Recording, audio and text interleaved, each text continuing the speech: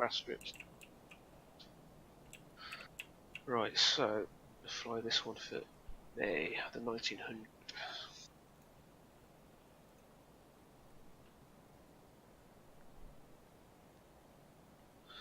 There's a little 14 passenger job at Bourke. So I'm going to take the 317 miles.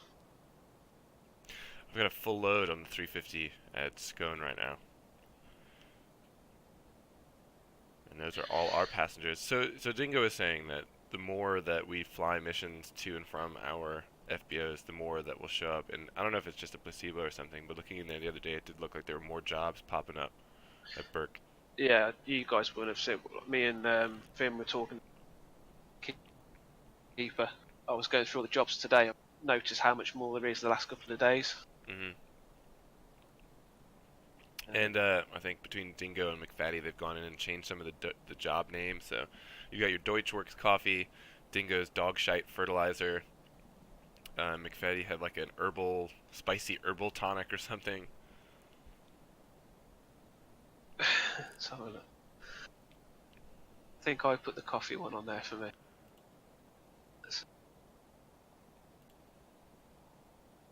Bushcrafters, fish and chip experts. Oh yeah, saw that. Didn't Finn put something in there for himself too? So I've got I just loaded up. So I got 1 surfer tourist, 4 business travelers, 2 dog fertilizer, 2 McFaddy's extra spicy herbal solution, 2 UMA Trading Co., 1 seed enthusiast, and 2 fish and chips experts. Fish and chip experts. Nice. Because we all know, if you're an expert in fish and chips, you go out the back of Australia. Yeah, right. Exactly. Makes sense, right? Tons of fish out there. Is that a known fact? Is it? Yeah. I did notice that this plane needs an engine replacement and 100-hour check. So I don't know if failures are introduced from flying planes that need to be serviced, but we'll see.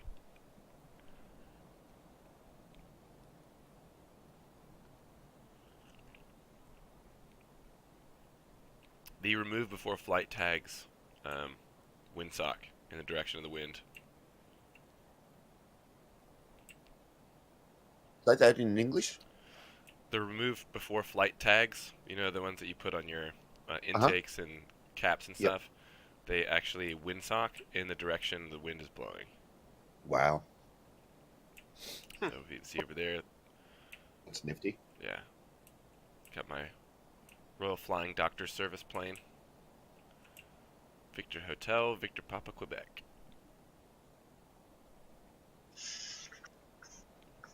Right, the only issue we've got with this flight, so from Bourke, we're going to Burke, however you pronounce it, we're going to Wagga Wagga. But there's Wagga, not... Wagga. Yeah, get it right, you jackass. Wagga Wagga. There's not much back in the same sort of way. Yeah. So I don't know whether to take this plane all the way out there, really. Yeah, go out there and then go elsewhere. Yeah? And Wait, take yourself to Adelaide. Are you going to fly right now? Because I'll get on VATSIM if you are. I don't know if you guys saw, but there was a trip to Ayers Rock before. Oh, there was? How far away is that? A couple of days ago. 800 nautical miles. But it was like 12,000. We have any jets over there? It's still a trip, isn't it? You can do it. Yeah, that's an understatement, man. Something like that. That sounds like hard work. That's a day or two. And plus, I haven't got any. Mate, you take your plane up to 27,000 or something like that. Oh, yeah, and you're going west. Yeah, that would be nasty. But still, you probably get it in 4 hours, I reckon. How long was my trip that I did? Remember I did that big one on a full tank of fuel in the 210? Epic? No, I did it in the Epic. Remember? I was like, not remember.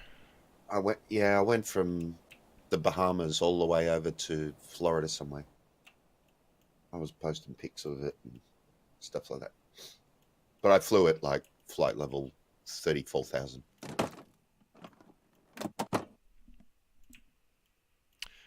I found out that this seat in the back here of the, I'm pretty sure there's one in the 210 as well. This is actually a lavatory.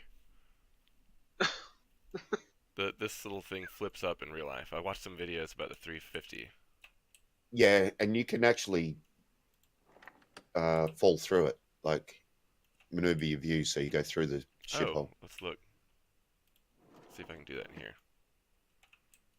Yeah, there it is.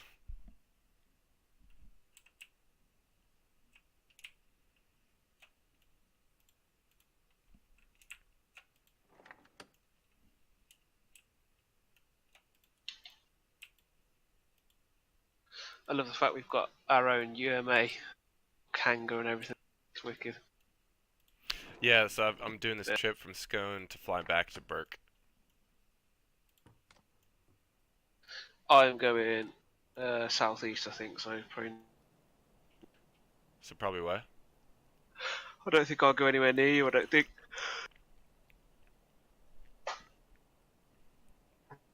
Get on Vet Sim anyway. I'm not on anything, mate. You're not. Well, yeah, fuck it. Right, I'm just gonna go and get a quick drink. Wait for this to load up, and then.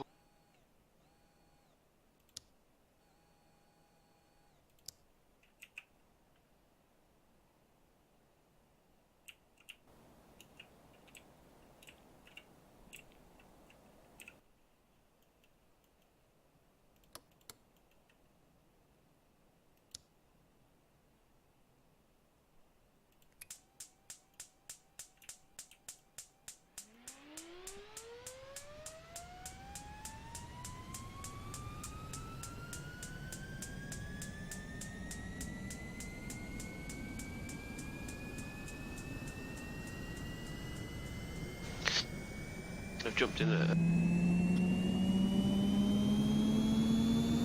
Lit. Just about to wrap it all up. You jumped in what? Thank you. I said you jumped in what? You broke up. You boys literally have just jumped in at the right time.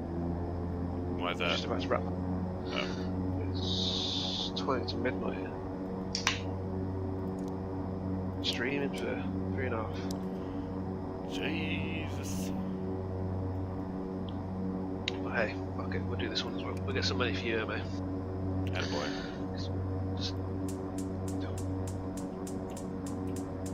Oh, that you know, you said if you hover over the Caronado as well, and you spin the wheel, it gets rid of the little logos on the left. Yeah. It worked on the start. Yeah, it's unfortunate that it doesn't work with all of them, because that's my least favorite thing about the Caronado airplanes. Or at least like the red pack, it hops up. Yeah. Oh shit.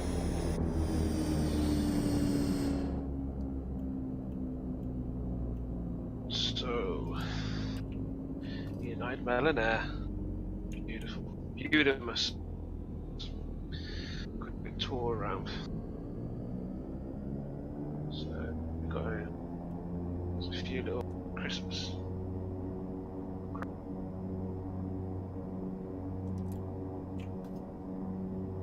Man, the little click spots for the fuel condition things, not the best on this plane.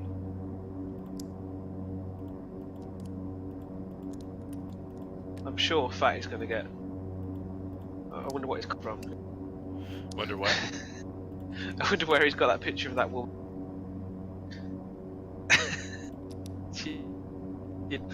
Next to the caravan.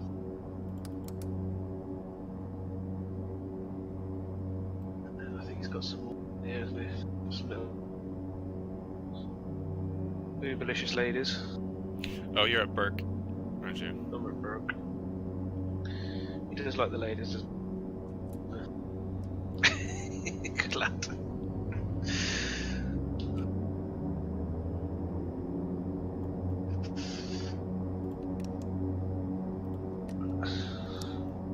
What do you reckon Twytha's livery did for me?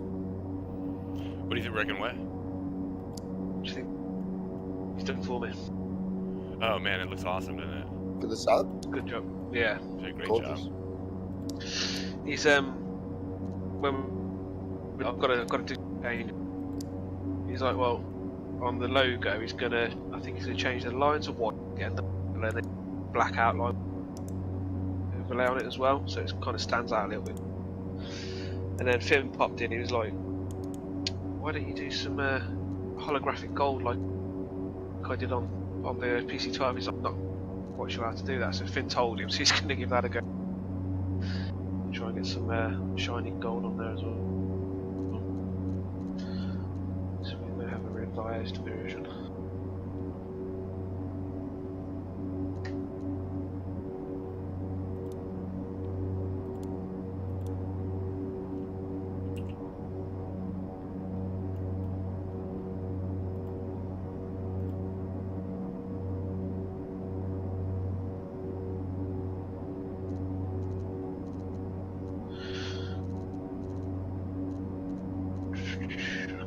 Right, this is what third time I'm playing this. Right.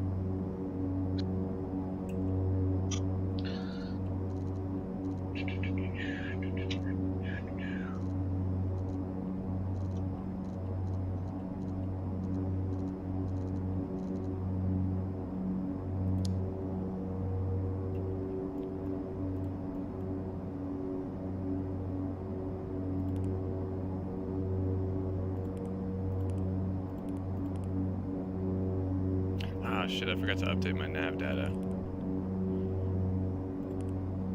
There's a new ARAC cycle out, and like now I'm getting that warning on the FMS. So it's nav data out of date.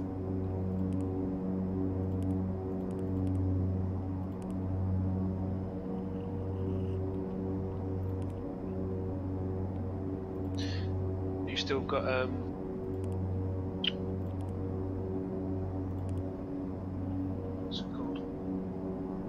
Navigraph, you still? Yeah. Should be good through next February or January or something around. Oh, you paid for the Yeah. Yeah. Let's see what the weather is doing here.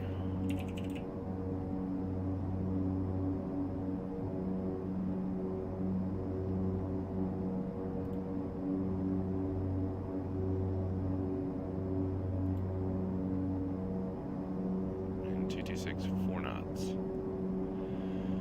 3019. And Brewarina 166 at 13. It's always gusty there, isn't it? Where's that? Yeah, At Brewarina. it's rarely still. You will get still hot days, but it's the time of year.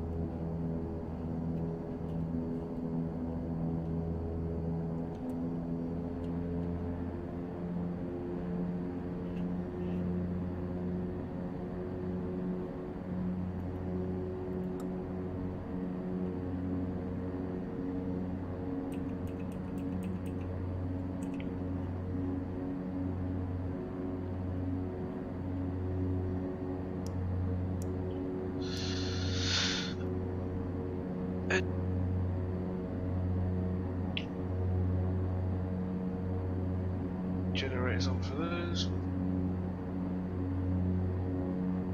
Avionics on.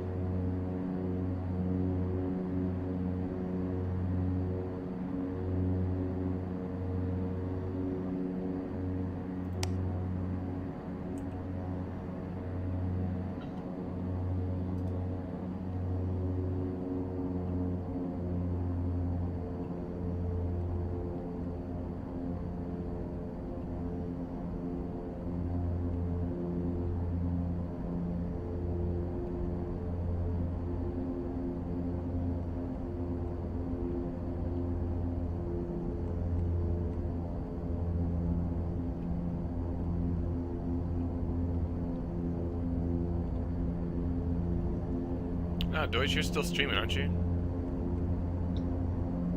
Oh shit. Fuck's sake.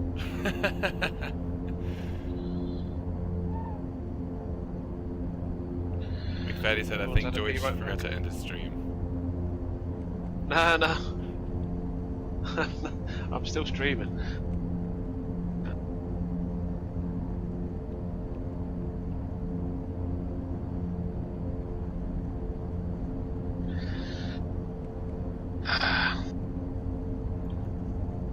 Sorry, Fatty. It's that whole start. All you heard was it started up and saw nothing. Unanimous. Anyway.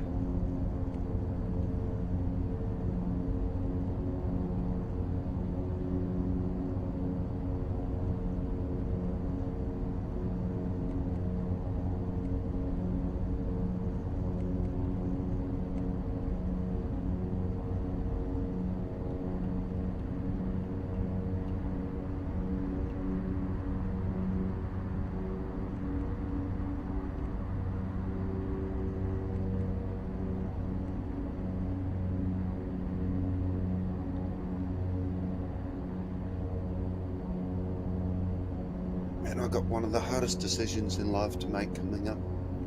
Something about breakfast? Bolognese or an omelette? ¿Por qué no los dos?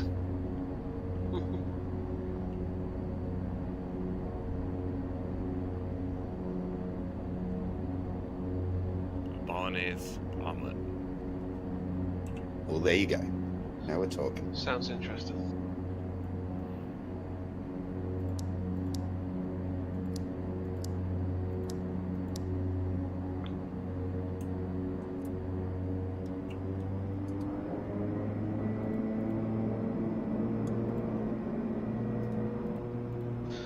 Right.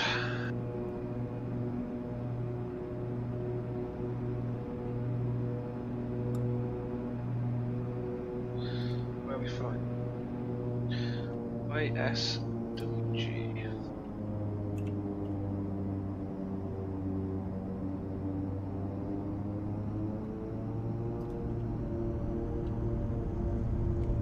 Auto feather lights So on. you got some airport stuff. Airspeed That's alive. Yeah, yeah, yeah. 60 knots. 60 knots. V1. Yeah, I don't like the voice, but it is good to have those That's call me outs. live. Positive He rate. sounds so chipper. Doesn't he? Yeah, tapping the brakes.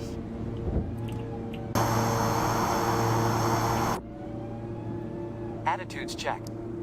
Gear indicates up. Flaps up.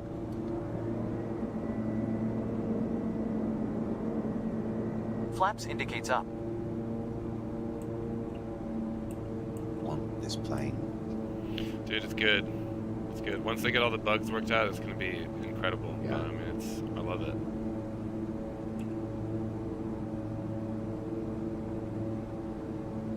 $238 nautical miles.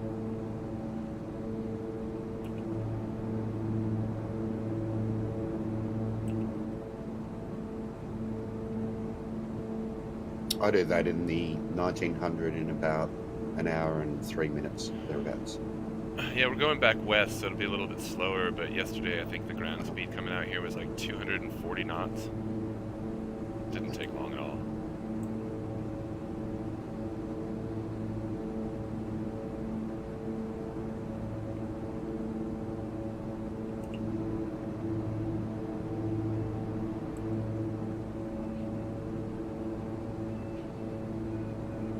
Ah, shit.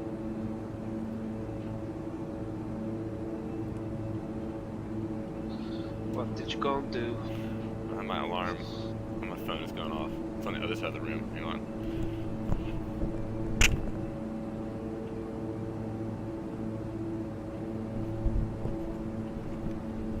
Problem solved.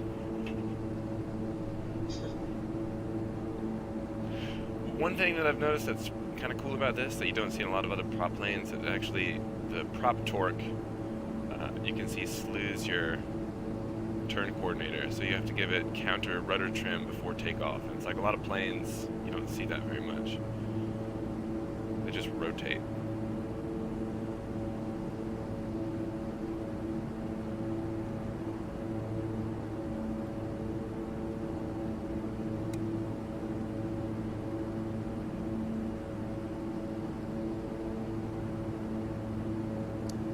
So where are you headed? Going to Brewarrina and then to Burke. I think you missed 3 passengers to Brewarrina. I have a full load. Ah, that's right.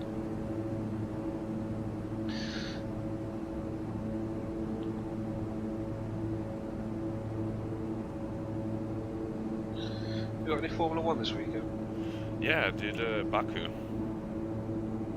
It's at a reasonable time for me too, I think. The race is at 10 p.m. So it should be during the day for you, like noon Is or that 1 tomorrow p.m. night? Yeah, qualifying's today. For you, it'll be probably midnight. I think 10 p.m. here. Yeah. Oh no, you're 1 head hour, so 11 p.m. I'll be at work. You're working today? It's Saturday. No, tomorrow. Oh, for the race.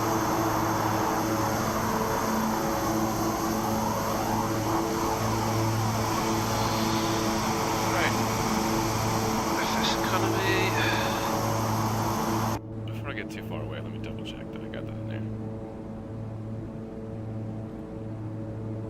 Yes.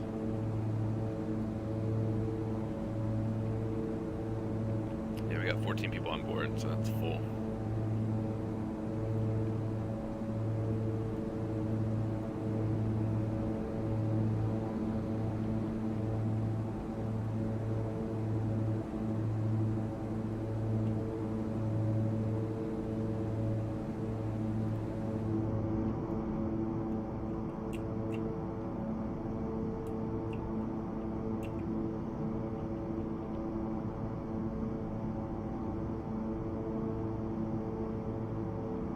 There's not a lot of chop right now, so we probably won't be able to see it, but if you go out here to an external view on the wingtip, you can actually see the wings flexing.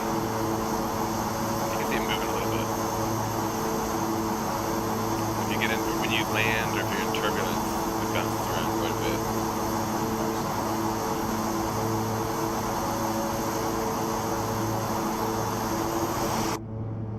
bit. Dink.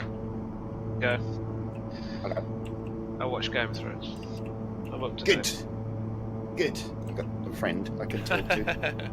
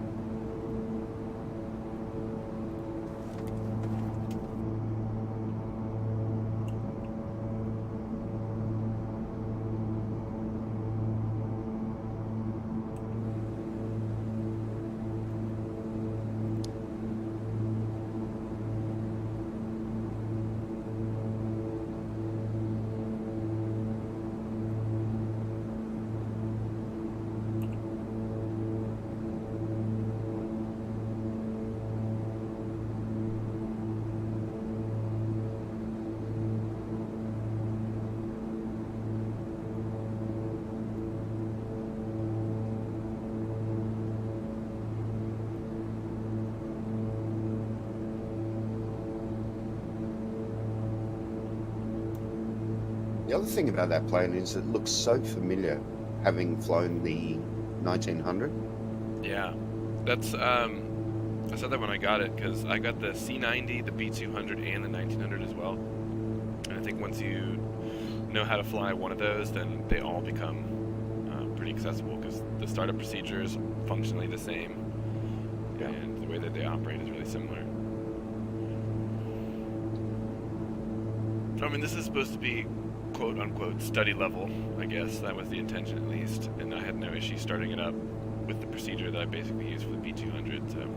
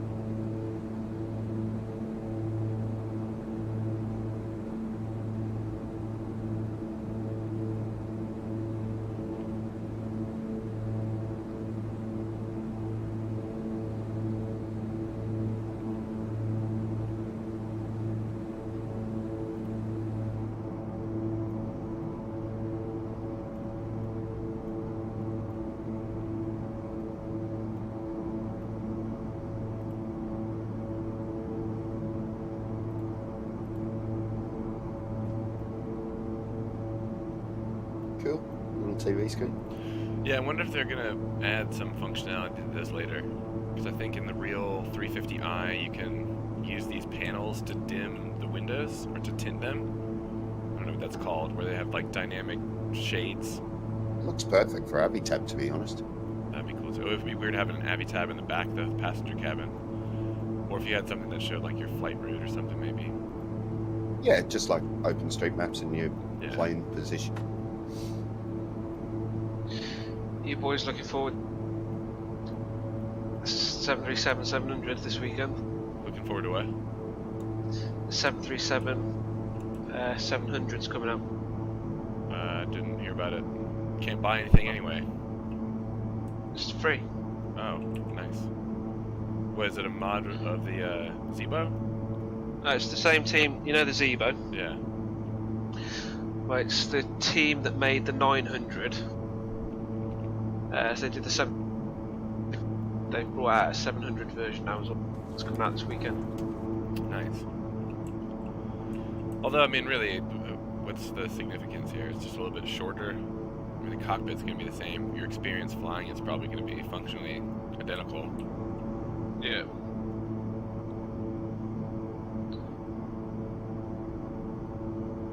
Hey, it's freeware. It's true. I can't complain about that.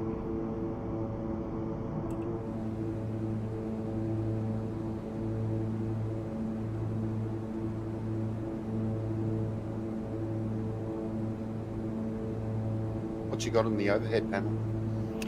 Lights. And then battery stuff. The battery, all the systems actually are modeled, and it's cool to watch. There's like, seems to be physics for the switch. Like, watch when you turn it on. It kind of bounces like that. You stream it by any chance? Yeah. That's well. What's it?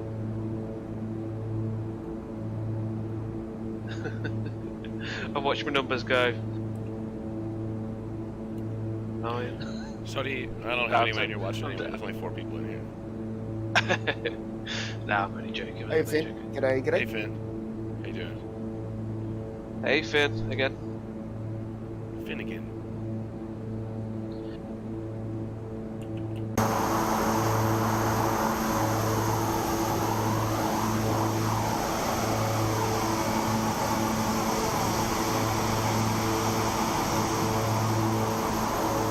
Watch the colors slowly fading on the land here.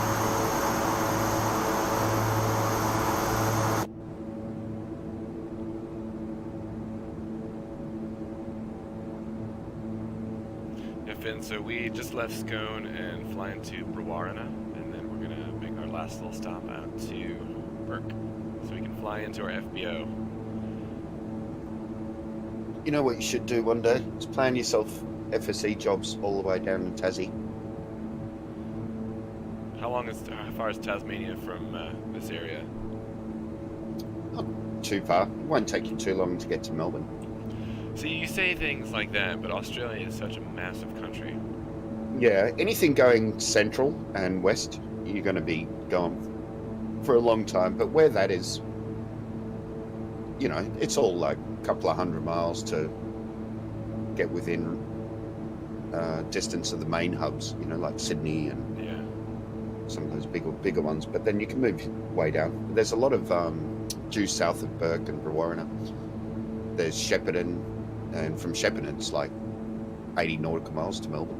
And then from Melbourne you got jobs galore going to Tassie.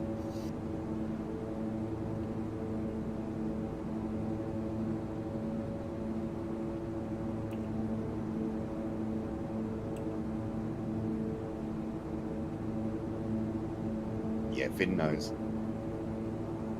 All of the rugby league side is best. What does that mean? I'm not a sports guy. East Okay. is all rugby league, and West is AFL, What is which AFL? is Australian. It's a unique sort of game to Australia. They call it Australian Football League, I think, AFL, or Aussie Rules is its other nickname. Football is in soccer, or football is in American football? Sort of like American football. Oh, I gotcha. But in Aussie Rules, they kick the ball, and it's kind of like got rules like basketball. You can't run with the ball without letting it touch the ground.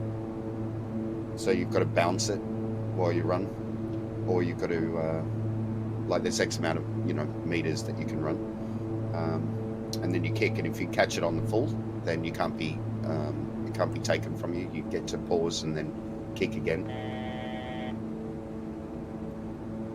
It's a good game. Never heard of it.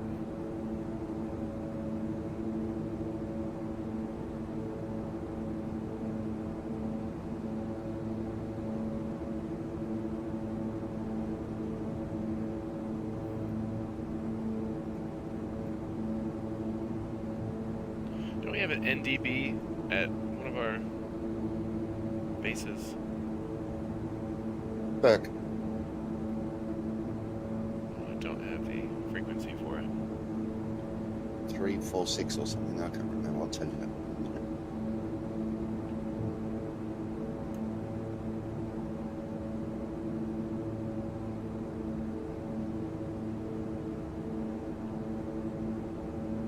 Gonna go grab some more coffee. Be right back. Okie doke. 389.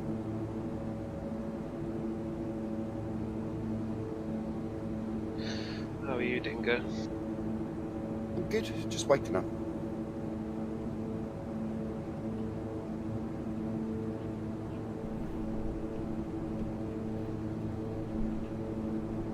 Had a good time last night flying the World War I planes. It was fun. Yeah, I was watching for a bit. Couldn't. Oh, I was McFaddy's driving landing it. at Burke right now. Also, it's gonna be a while before we get there though. 389 is the NDB. 389. Let's see if we can pick that up.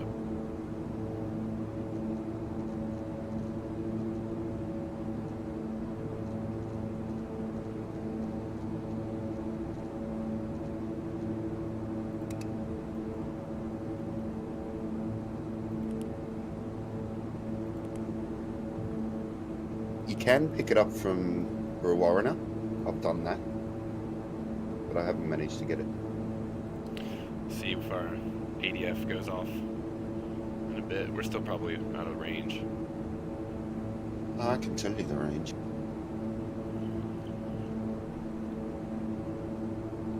I am 191 nautical miles out of Brewarrina. We're going there first and then to Burke. 50 nautical miles. Oh yes, that's gonna be quite a while.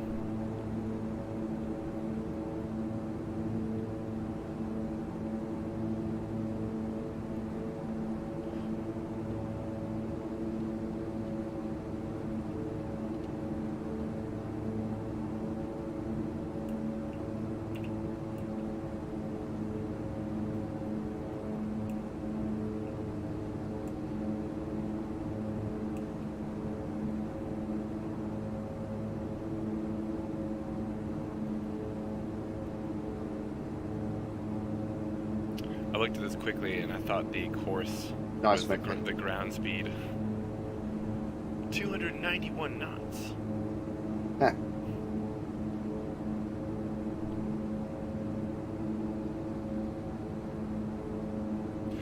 Nice. What planes did you bring out there?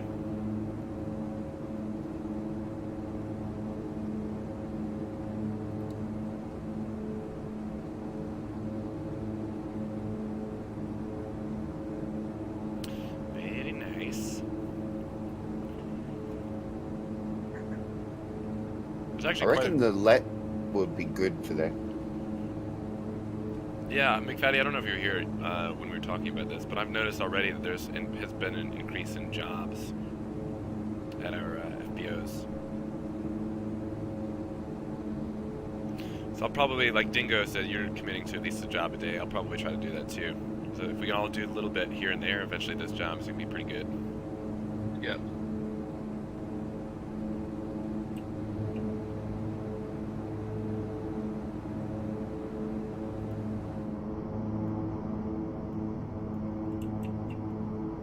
Don't know if you saw too, someone used our maintenance facilities. We got Did paid they? for that. Yep. When? Last week sometime I was going through the logs and someone, 2 pilots repaired their aircraft. Yeah. I did this morning, so if you see another one for $5,000, that was me.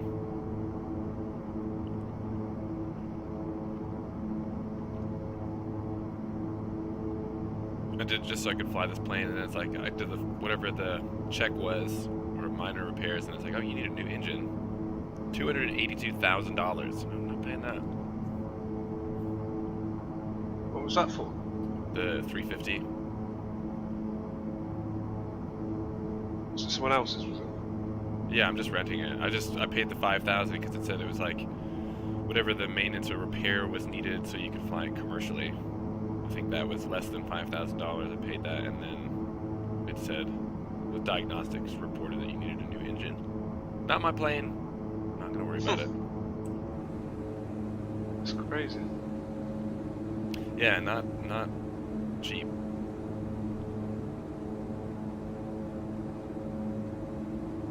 Yeah, McFaddy, it's crazy how quickly that happened too. I didn't expect to see such a quick turnaround.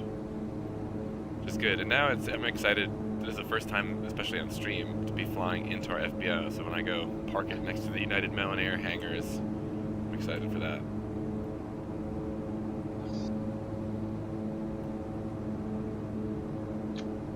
It's quite nice seeing it all.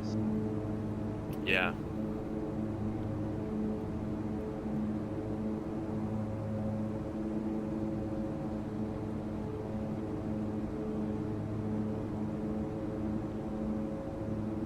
That reminds me, Amberley might be up.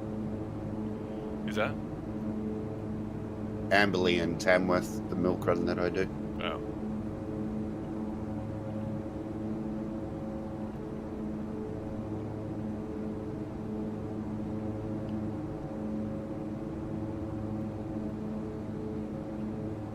Yep, all the jobs are back. I'm gonna go snag him. See ya. See ya.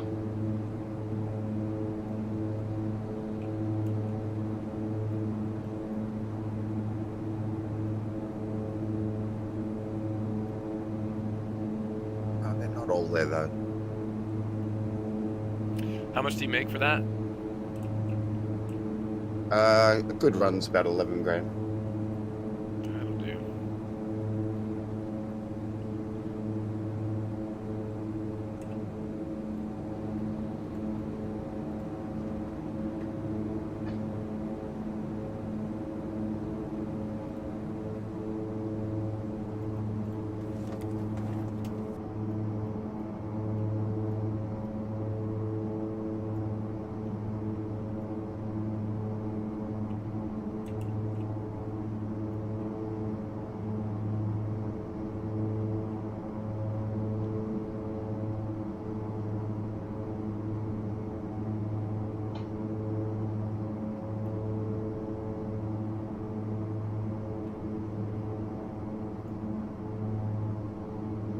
Cat Strader's live. I'm surprised anyone's watching us.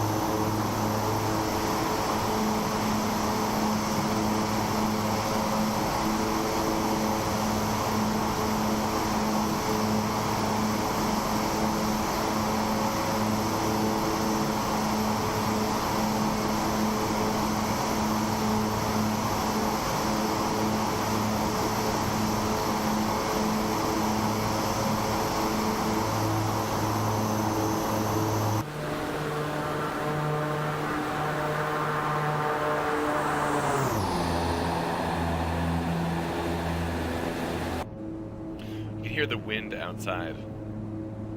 That's why our ground speed's kind of shit right now. Yeah. It's all... Let's see what the wind is doing actually.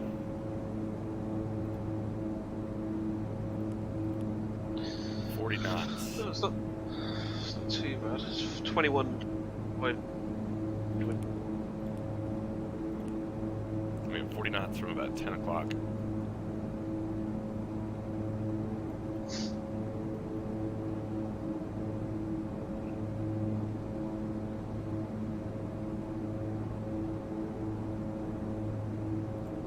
One of the good things too about Burke and Brewarrina is if we're on VATSIM, we don't need to worry about controllers because it's all free airspace. Yeah. Are you flying? No, I'm about to. Are you gonna get online? I'll get on VATSIM. Hop online. Bucky. Roger.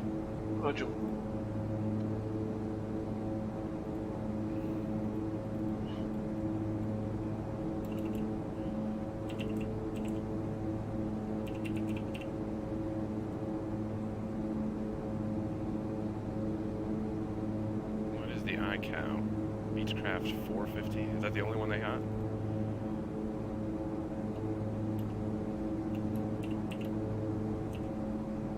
There we go. Beechcraft Super King Air.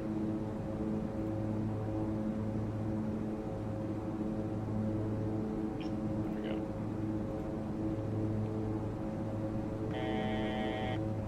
Online and what is going on here? Master warning.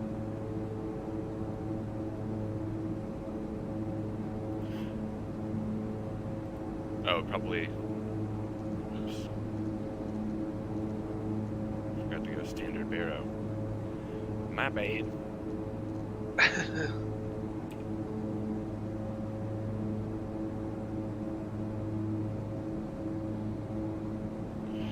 No worries, man. It sounds like there's gonna be a few of us on here anyway.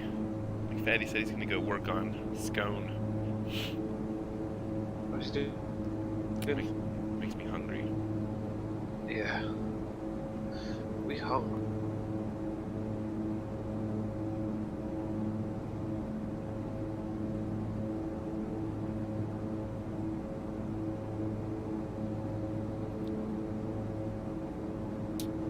When I lived in Tassie, I did a mountain climb, overnight camp, one day. And it was up in the north of Tassie. And it was a super cool walk. It was up through this ancient forest, trees where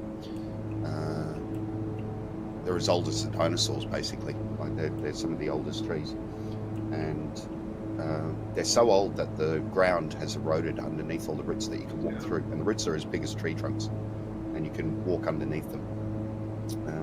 And then it goes up, and then all the trees, pop away. It was waterfall coming down from there, snow up the top, following rock cans over a saddle, and back down the other side. And then we pulled into, we walked down into a local town down there, and we actually had fresh scones with jam and cream. Sat down with a cup of tea. That's it was nice. So nice. This is in Tasmania? The only time I've done them. Yeah, that was in Tassie. The only time I've properly had scones or scones. Now, gone person? What'd you say? Are you a scone person or a scone? I prefer to say scone. I got scones. Scones. And I It is prefer scones. savory scones. It's all about the scone. Posh way. I'm Aussie, mate. Oh yeah. Scone. How long did you Scone, live in man. Tasmania? I was there 4 years. So you lived all over the place, didn't you? Went to school in Adelaide, right? At university. Yeah. And then you, from Sydney, lived in Yep. Tasmania, now you're in Brisbane And Darwin. and Darwin. You get the Australian greatest hits.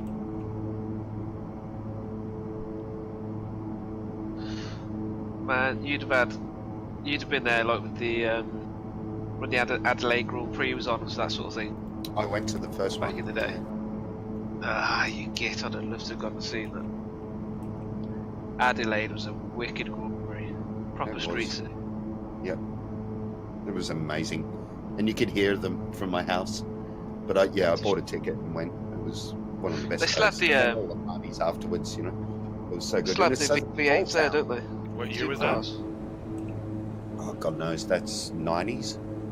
Oh yeah, probably would have been. It's eight. The 80s was like the V6s, and in the 90s they had the V8s, and then late 90s, early 2000s they had the V10s, and then until Well, the 80s was the turbo yeah, era, man. and then back to the V8s, and now we're in the V6 hybrid turbo era. Yeah, well, there were V8s, then V10s, and V12s, and then they was again. I think one of the coolest videos that I've seen was from probably the V10 era. Someone had a video at Spa, and they were at the top of Eau Rouge, but then when the lights turn green, you can hear the engines from that far away. Yeah, It's a massive noise. I've not been to it, but I've driven on the way to Nürburgring. Yeah. There's a route I take, and you go on the motorway, and you can see Eau Rouge. Just as you're going along the straight on the motorway, you can just the tips of the trees and stuff. That's cool. And like just from the motorway, you don't realise how, like, when you say it looks steep on the TV, but when you actually see it in real life, fuck me, it's ridiculous. Yeah, I've never been in real life, obviously, It's but just like playing it in Assetto Corsa in VR was pretty cool.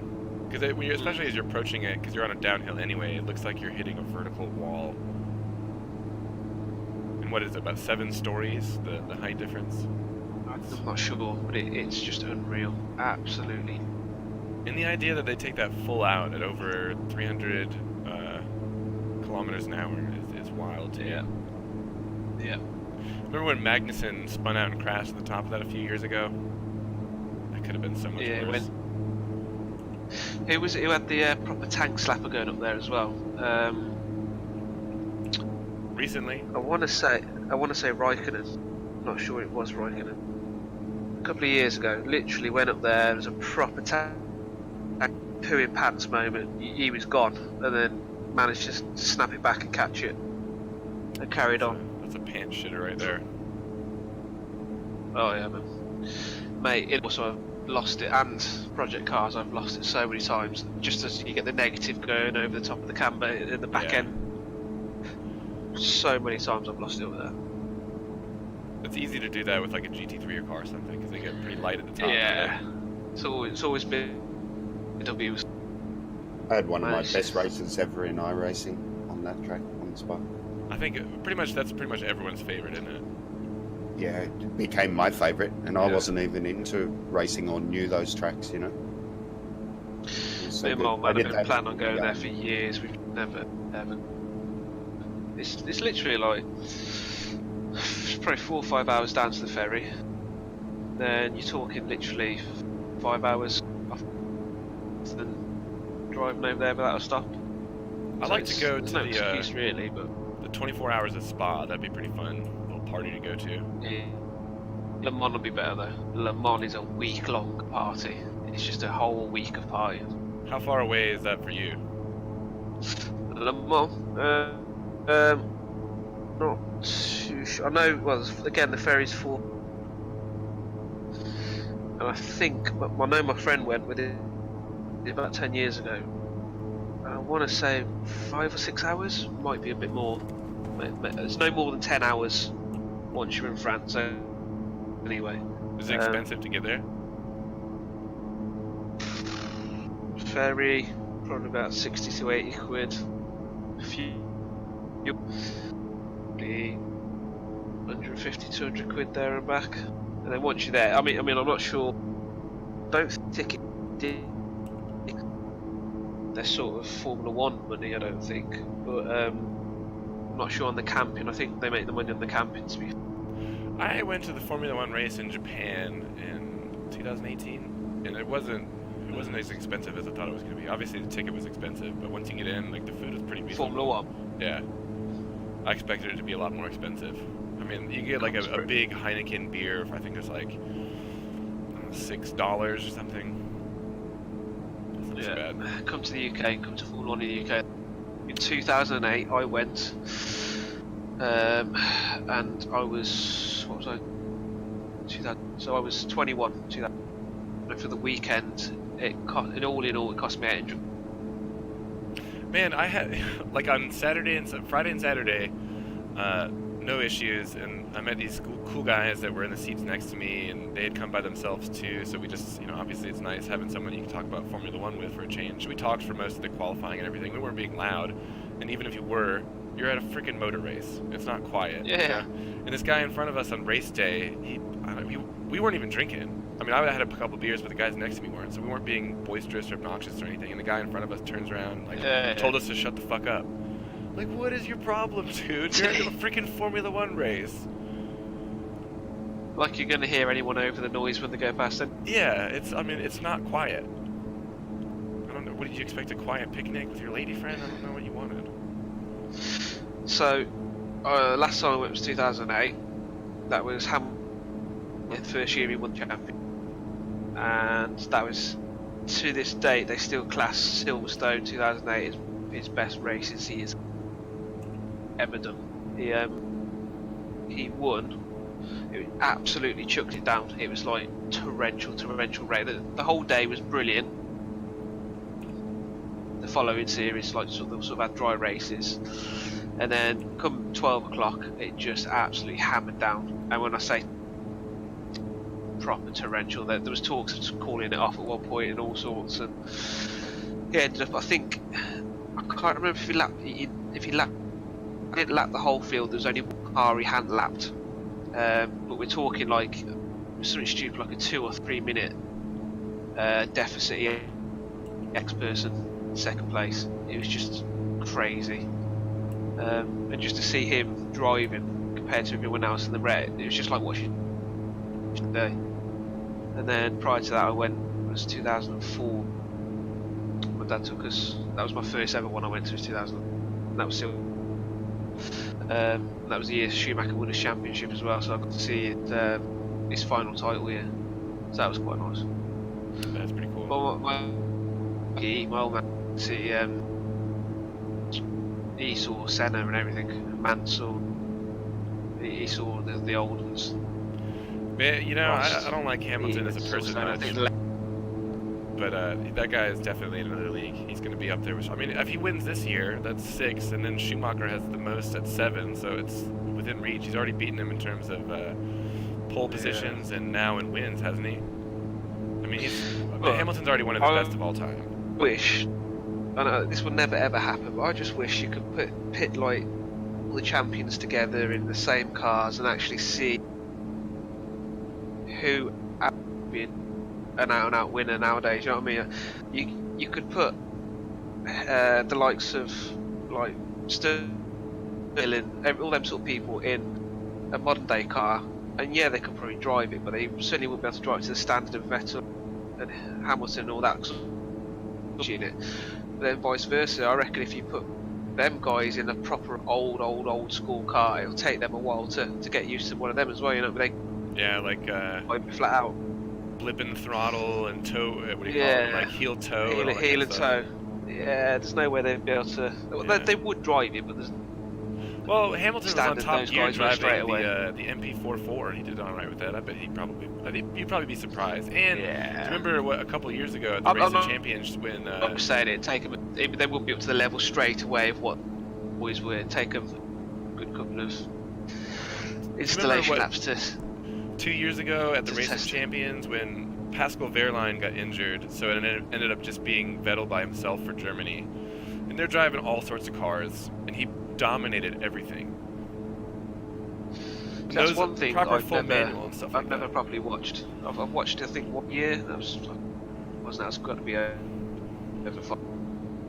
I mean, that's the only thing that's kind of comparable because everyone's in the same cars. You don't have a performance advantage because you're driving a Ferrari versus something else, you know. And that was impressive. It's a shit track. It's not a proper. Yeah, it is. It's just a little warehouse basically.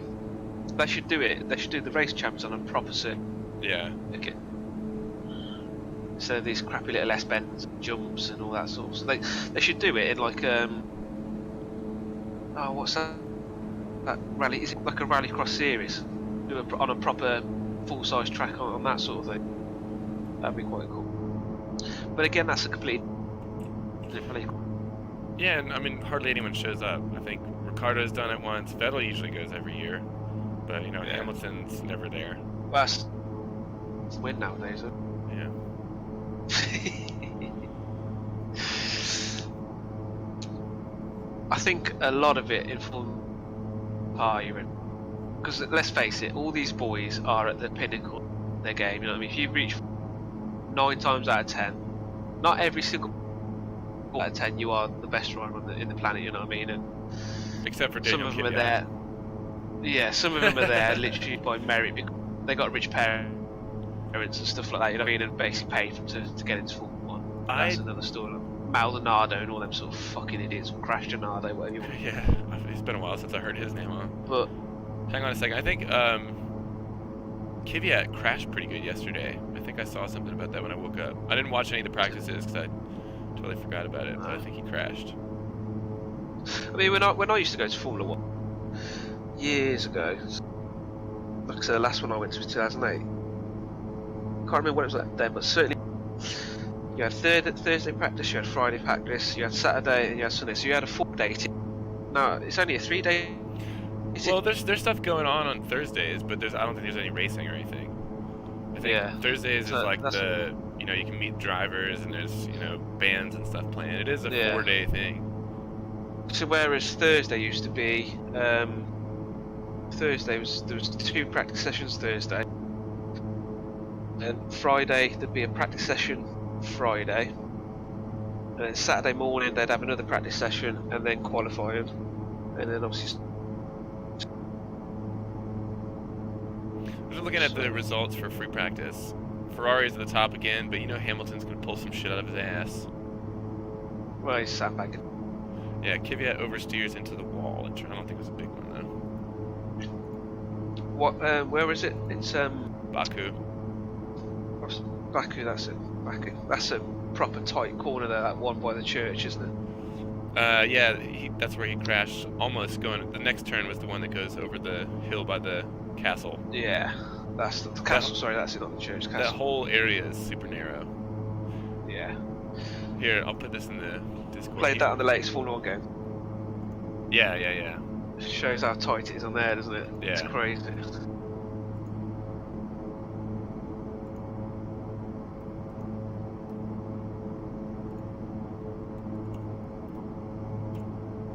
Yeah, he hit the wall and broke his suspension, and his brakes were hot enough that they caused a fire. Huh.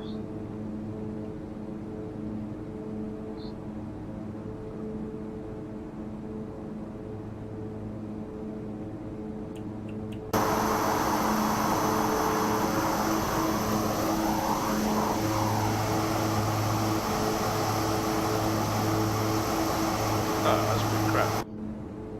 It's Daniel Kvyat. I would be surprised if he gets to see it again next year. I'm surprised he even got a second chance, knowing the way that Helmut Marko is. Yeah, he's pretty ruthless. Yeah. So he should be. I mean, he's got the pick of anyone in the world who he picked right. So, I mean, look what he did a couple of years ago when he with Red Bull. Who did he swap around? He swapped someone around mid-season, didn't he? Yeah, it was Kvyat. And that was when Kvyat, he demoted him to Toro Rosso, and then Max Verstappen won his very first race as a Red Bull driver in Spain. That was an amazing drive, too. And look where he is. He's still there. You know what I mean? Well, I mean, they pay him a huge amount of money, don't they? That's probably part of the reason that Daniel left. I mean, he's going to be... I think he's going to be a world champion one day. He just needs the car behind him. So, yeah, probably. Same with Leclerc. That's I don't know. I mean, Leclerc, think of if he can do Ferrari, then he'll be a god. You know what I mean? Ferrari fans will. But think about he's still a second-year rookie. You know what I mean? And he's already. I mean, the fact that he's outperforming Kimi Räikkönen in terms of comparison to Vettel already. He's out-qualified Vettel once. You know, yesterday he's 0.3 ahead of Vettel in free practice 2, which, I mean, that's not really saying much, but he's doing really well. Yeah. Don't forget though, Raikkonen's he's a completely different bloke, isn't he? He's like, Yeah, but he's old school. You know, the other thing is, think about this. It's the Kimi Raikkonen. Yeah, but you know, Raikkonen's old and he's already got his championship and he's basically checked out. He's just there for kicks, and but with Leclerc, this season is going to either make or break his entire career. He either performs and it works out for him, or he underperforms. And Ferrari's not going to play around and play games with him. You know what I mean? So imagine being 20 years old and in your second season of Formula One, getting the opportunity to race for Ferrari, and knowing that you have to deliver. And you're competing against a 5-time world champion, or a 4-time world champion, you know what I mean? Things like that don't come up around. No, I mean, he got a once-in-a-lifetime opportunity. It's like you either you have a 50-50 chance of blowing it, or in ruining your career, or becoming a superstar. It's a lot of pressure as well. That's what I mean. As a 20-year-old, how do you handle that pressure? And I think right now, considering, you know, all this pressure is on him, and he's racing against one of the best drivers on the grid currently, I think he's doing pretty well. Yeah. Give him a few years to mature and stuff, I think he'll definitely be a world champion.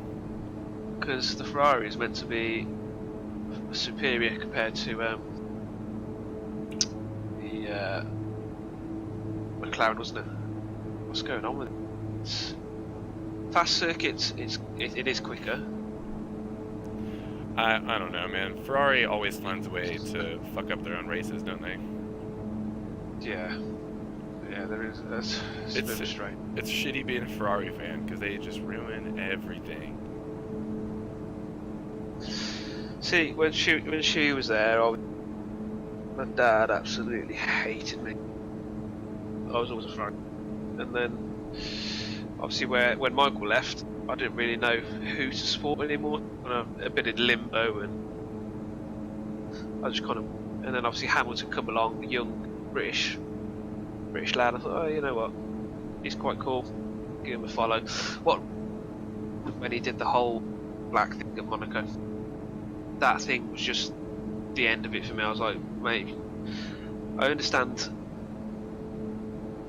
And I understand the whole thing of it. I completely understand it, but when he played it because it didn't go to his advantage, and it wasn't. He was basically throwing his teddies out the pram, and then he used that as a get out card, and he lost a lot of faith in a lot of people that day when he did that.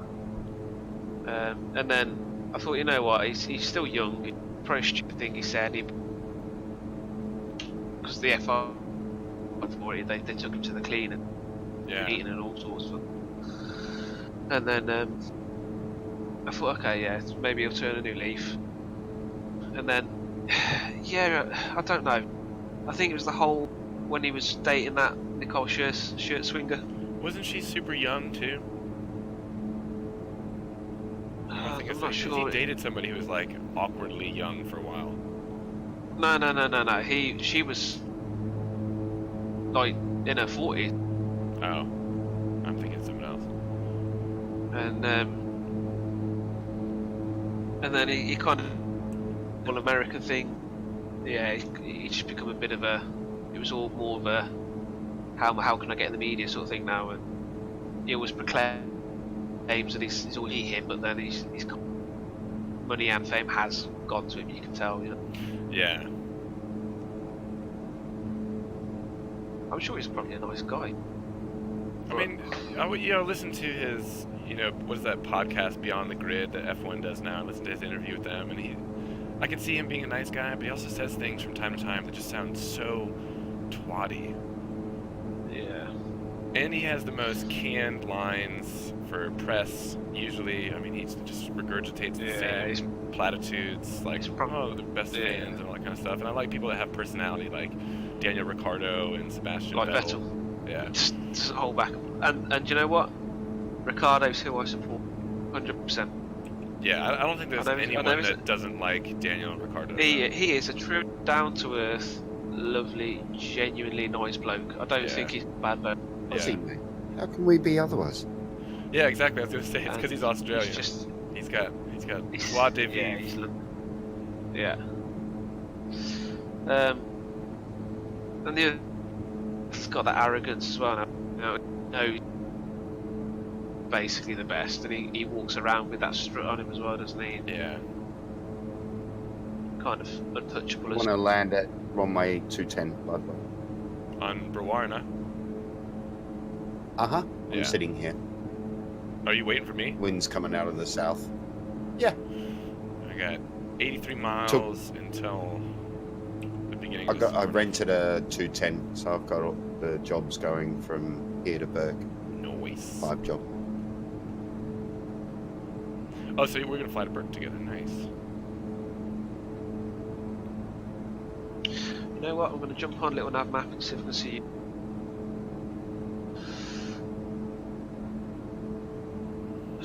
The ground speed's picked up a bit. I'm over 200 knots now. Let's see what the wind is doing. Southerly. Yeah, it's only 30 knots now.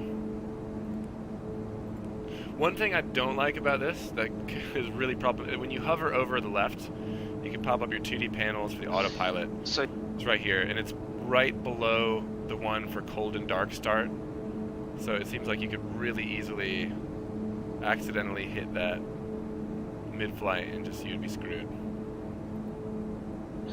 you're doing 20,000 feet, 200 knots, yeah? Yeah, it would be going quite a bit faster, but I got a headwind. A little bit of a headwind. I got you. I can see you. Where are you? What? Where's Dingo? Is his... He's in Brewarna. I'm at Brewarna on the ground. You on that side? Yeah, I'm in a rented 210. Call sign is BH BBI. Blah, blah, blah. So I didn't use my own call sign. I used the plane's call sign. Oh, there you are. There you are, BHBBI. I love that feature in that man where you can kind of see your mates on stuff. I haven't used that yet. I've got little nav map open. How do I do that? Okay, I talked Melon through this the other day, so let me remember. So go to Tools, Options, then on the little pop-ups go to Online Flying, and then literally just tick the little circle box that says that's, and then apply, and then OK, and then that'll bring up everyone. Sweet. Thank you. Got me? You'll see it's a gotcha. little bit behind, and you'll see me just south of there. Are you November 757 Alpha Foxtrot? Yep. 203 ground speed. Yep. Heading 285. Altitude 19,999. You got me. That's the one. And then I'm about 7 o'clock.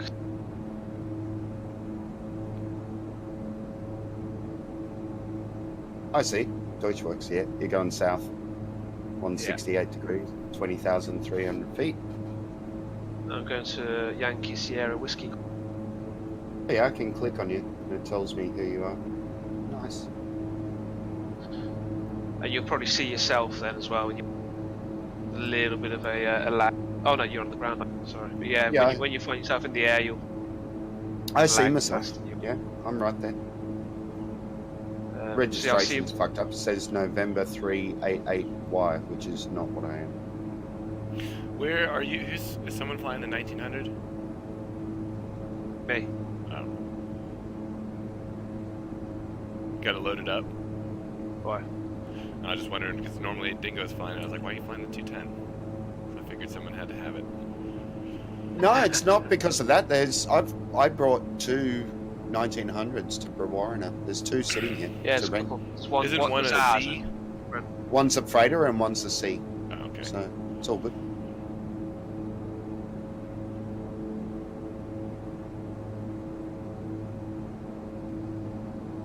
I'm getting close to the top of descent here.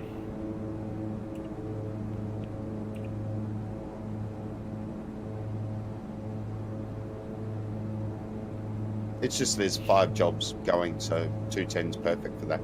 For hopping between the 2 airports. That's why I brought the 210 here.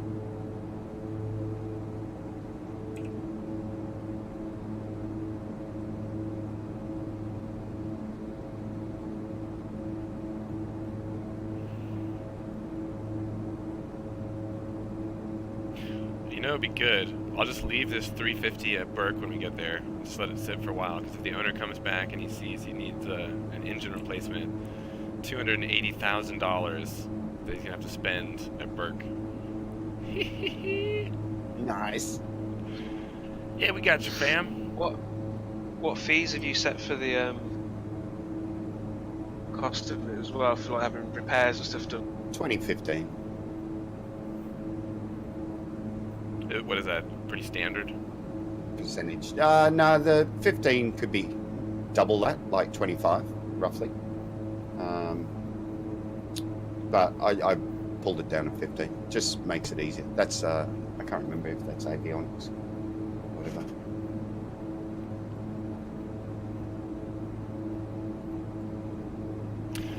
Watch this. You can see the battery drop when I turn on the cabin lights. Sorry, 15.25. So 15% for repair, 25% for open. Makes it a whole lot cheaper. And there's no other option because there's not like a default FBO at the airport, you know. So they have to use our services at this airport. Yeah, bastards.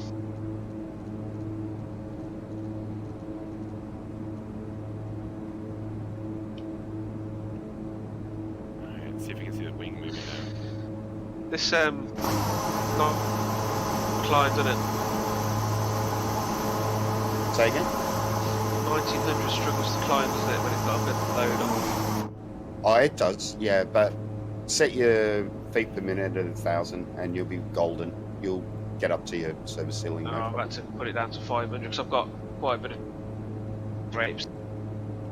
Yeah, and it depends on your fuel load and all that. Yeah. She's full weight, so. But I've never had a problem. Yeah, she's heavy. Like, she can struggle to get up there when you're Yeah. full load, full, you know, like 80% fuel or whatever. Descending.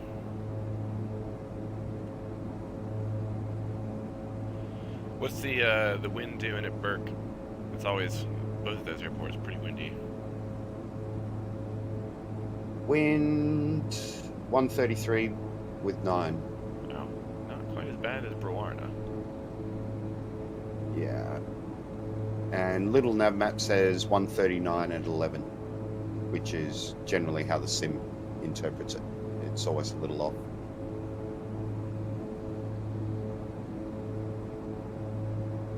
I noticed with Active Sky, generally what you get for the METAR on Sky Vector is almost precisely what you see in the game. So now I can just pop that up if I got it on my second screen.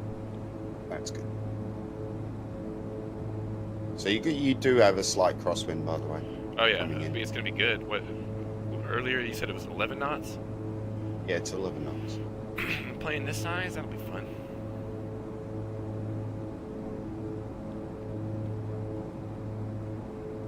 I've still not managed to get that radar to work, you know. You No, need to the left switch. If you Done click- all that, it doesn't work. I think maybe you Comes need up black. weather. Because I mean, put obviously I weather took a on. I was in screenshot. Tried it, still didn't come up. I was in the UK yesterday in torrential thunderstorms. Do you have that Dr. Glick terrain plugin? I wonder if that has something to do with it. Yep. Well, why does it work for me and not for you? Hang on, that might only be in the Zebo. If we Whereas put that I don't have in that on plug the... in at all. But I mean, obviously I took Yeah. screenshots of it. It works. Yeah. Of it course, definitely but works. there's something in your plugins which is active versus something I Let don't me have. my look. Huh. Mine just comes up black, like nothing. That was just conjecture, though. I don't know if the terrain plugin would affect your weather radar. Okay. Where is your Dr. Glick? Is that in your main Let me open it up. plugin for Explode? Let's have a look. Terrain And- radar, there it is. If you could throw a link is in the plugin section, that'd be good. No, it doesn't matter, mate. Mine's in the main one as well. Resources, plugins. Terrain radar. Yeah, it's in the main plugins folder. Yeah, so is mine. So it's not that then. Yeah, But Dingo, there's something I'll you've find got it that for you. makes it work. Unless there's an update. Well, I haven't updated it. How long have you had it? Probably since last November. Okay. Or Yeah, Dr. see, I don't- Gluck. There you go. Does it actually just say your plugin, yeah? Does it say just what? Terrain radar on the manifold. Your Yes. plugins. Yeah. Yeah. Yeah, it's definitely there then, so it's not that. There you go. Dingo, I just put it in Discord for you. Sweet, thanks. I won't do it now. A bit later.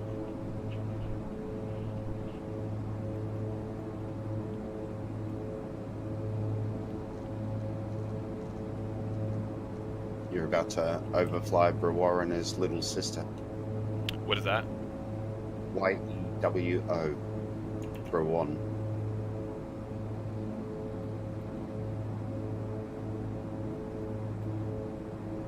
Oh yeah, I see it on the map now.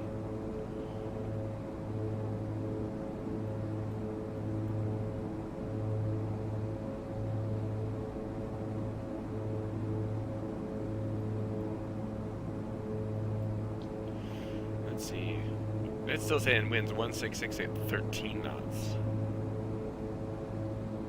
Altimeter 3026.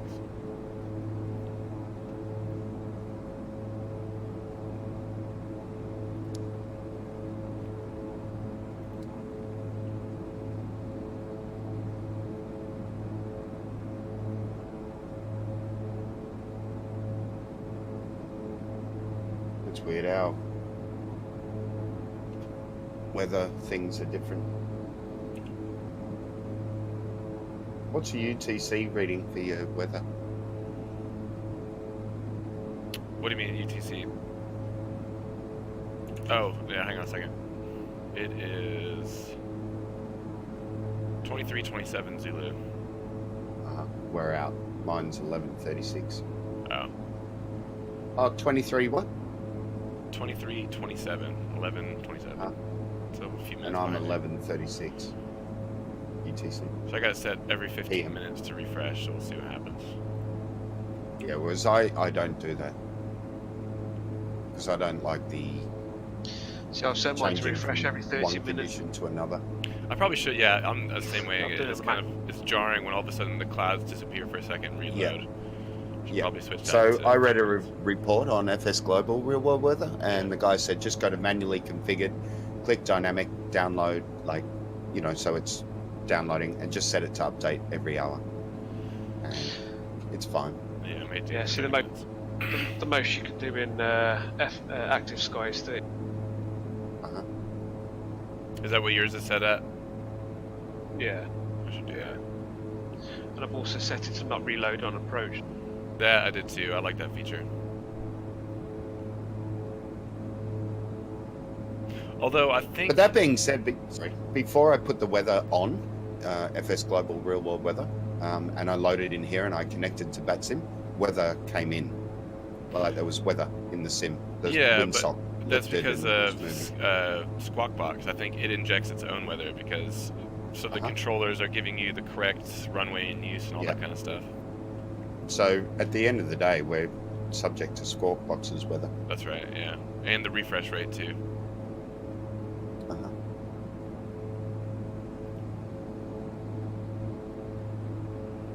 There we go. See on my map, 40 miles until our intercept point.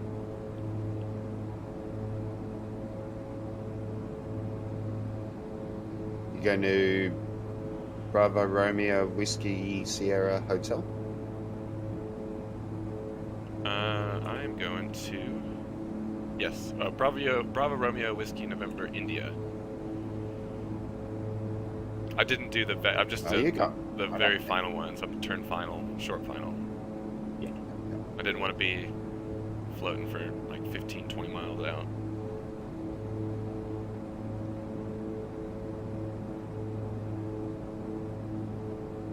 I do the whole visual thing. I use the roads and stuff. I've mapped this in my mind now. I've flown here that many times.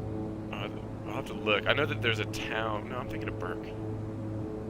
At Burke's easy. There's a lake and there's a little river kind of and a little yeah. community. guys driving their utes. Brewarrena's town is just slightly to the northeast of the airport. I do recognize whatever these little agricultural fields are. It's like a landmark for me coming in here. I've flown over so many times now. Do you remember what's the name leaving? Stephen Drury when he was leaving, and he Yeah, actually I saw showed that those last fields. night. Yeah, it's cool.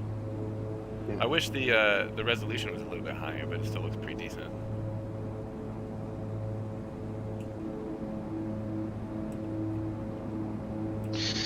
My boys will be back in a second.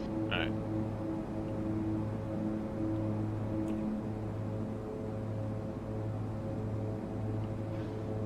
But there's certainly a feeling of freeness, isn't there, out here? Yeah, It's I mean, like- it's just as far as you can I can see, it's like red, flat terrain. There's no controllers or anything, and having Yeah. our bases out here, it feels like it belongs to us. Yeah. Having custom airport sceneries.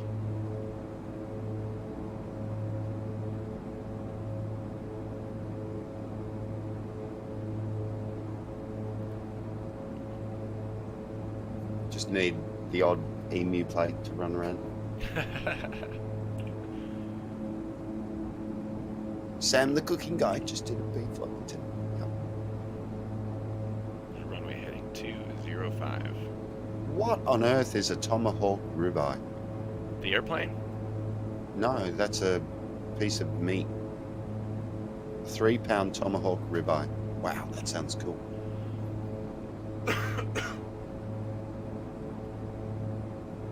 Fly Tampa, Las Vegas released. For X-plane? Got no idea. It might be Flight Sim. I have notifications come up for Flight Sim news.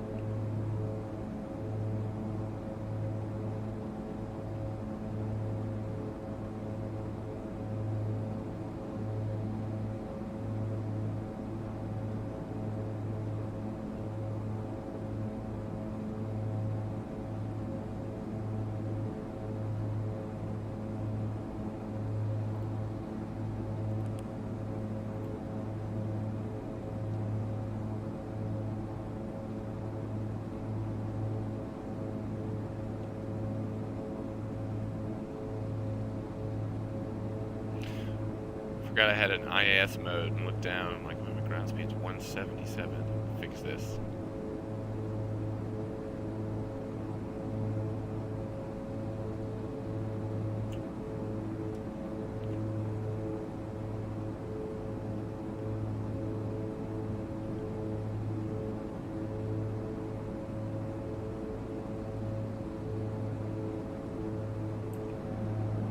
Man, Brewarren is so funny. It's just a shed and a fuel tank. Yeah, I think we have the same scenery. It looks like there's a little. You have some benches sitting outside and a line of hedges yeah. right next to it. It looks nice. Yeah. doesn't it? Yeah. It's cute. Oh, so the VOS is working for you. Apparently, yeah. I don't know why there was a handful of airports that didn't have scenery. And Burke doesn't have that issue for you that I'm having. No. Okay, so it's my scenery order. I need to work that out then. Well, let's double check and see if your Brewarna looks the same as mine. Sounds like it.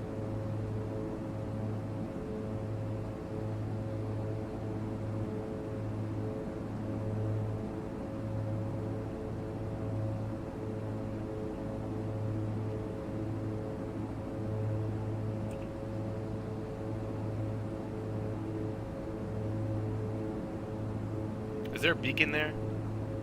Nope. Yo. Aries. Brewarna is full GPS only. There is something there. There's a rotating light. That's just a beacon. There is a beacon. Yep. Should be able to see that soon-ish. It's only It's about rotating. 20-something miles It's an hour. currently working. You got a nice crosswind, baby. Oh, it's gonna be fun. You might want to come from the south, to be honest. Yeah? It looks like it's... Yeah. I'm just... Hang on. You're my Check weather where guy I'm here. looking. You got eyes on the ground. But currently I got the RNAV 21. So there's runway 3. Yeah.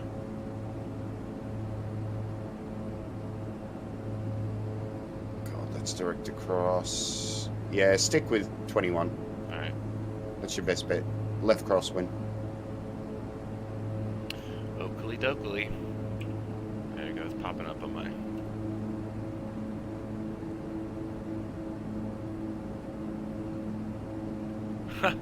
There's a nav point called Balls. Nice. Can you see that? Yeah, I see. I'm gonna have to remember that. I'm gonna put it in a flight plan and fly over Balls. Just like you did Clit.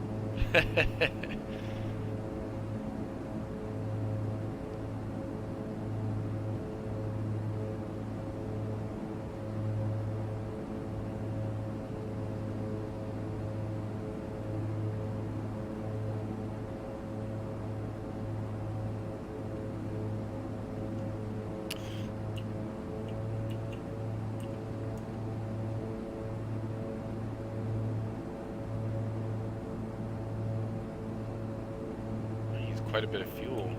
About 200 pounds getting out here. That's your headwind. Did that. Yeah. It's alright. Paid to our FBO anyway.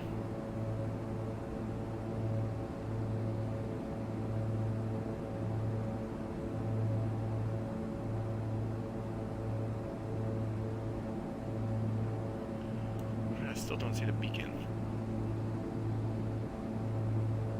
Is that it?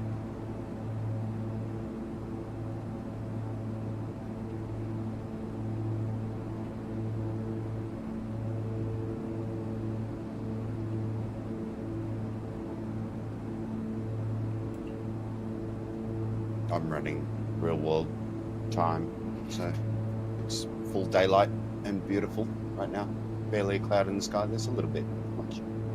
I like this transition lighting. The sunsets are amazing out here. They are. Alright, let's start slowing this bad boy down. Still think you need to do a trip out to Ayers Rock. Like if you see that flight come up, if I were you, I'd grab it. Yeah, but and 800 nautical just miles do it. going Dude, west who into cares? the winds Just come in here, have a few drinks, chat. It'll all be over in no time. would be all over in about 6 hours. I reckon you could do that flight in 4 hours, to be honest. Yeah, with the If wind, not less. well, it depends on what the wind is, but with a 40 knot headwind, I was getting about 200 knot ground speed. So if that's what 700 and something nautical miles, it'd take about 4 hours. We could do. If I got the jets. drink, yeah, no big deal. No guarantees I'll be able to land at the end of it, though. Nah.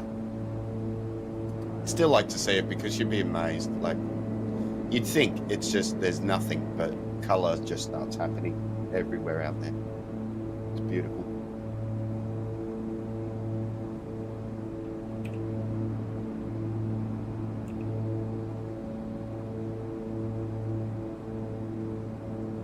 Alright, we're coming up on it. I still can't see it, though. Oh, there it is. I can see it now. There he is. And I can see you.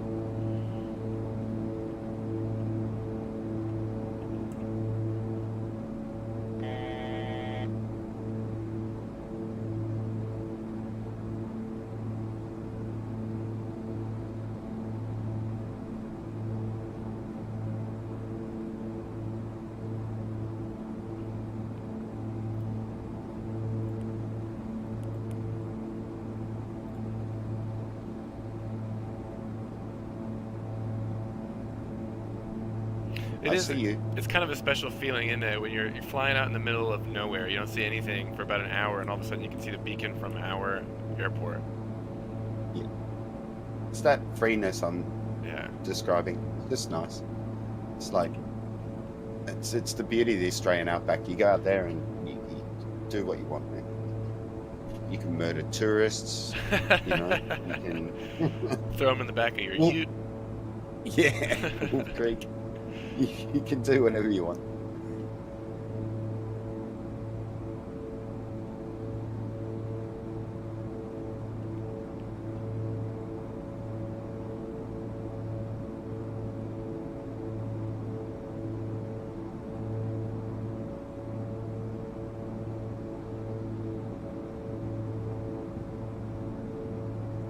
I had 2 coffees, time for wine. Gonna fill my glass. Alrighty.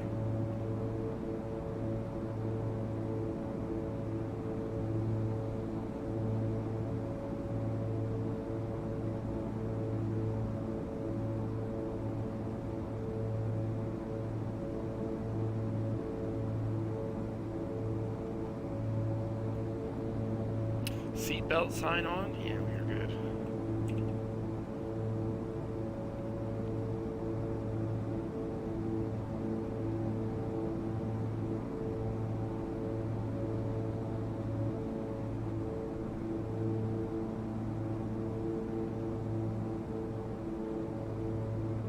Oh man, you've got the best crosswind coming in. Can't wait. It's gonna be fun. It's not. The plane doesn't seem to be moving around a lot right now, so at least it's not gusting. Yeah, it's not gusting. It's just a steady crosswind. It'll be good. I'm watching the windsock right now. Like it's barely gusting 2 knots. Alright, You know? I'm on final. Get her.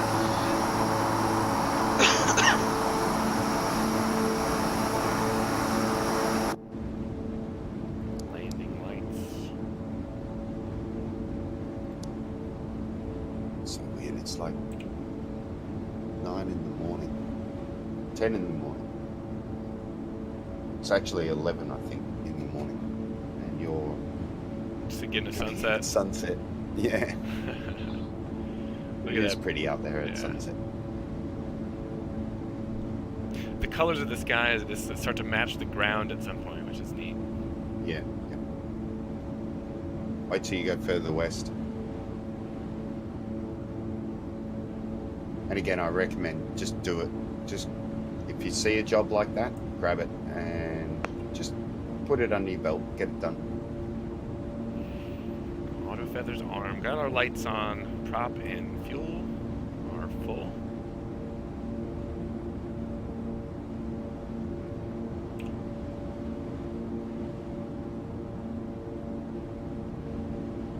Yeah, I can definitely. The nose is a little bit slewed off to the left here.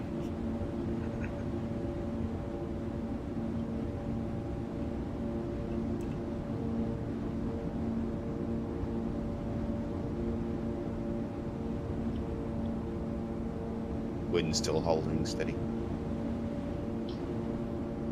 Just the slightest of a gust. It's like, oh, it must be 0.5 of a knot of a gust.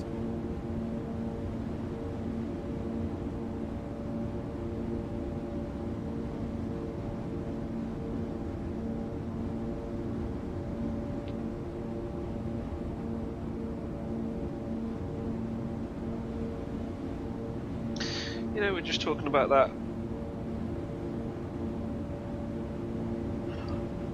You went silent, dude. Talking about what? You know, we're talking about that weather radar. Yeah. Terrain radar, isn't it? So that's gonna be different. Yeah, but it says terrain radar and vertical something indications. I don't know if it's. I'm just trying to think of anything that I have that maybe you guys don't that would allow my weather radar to work and not yours.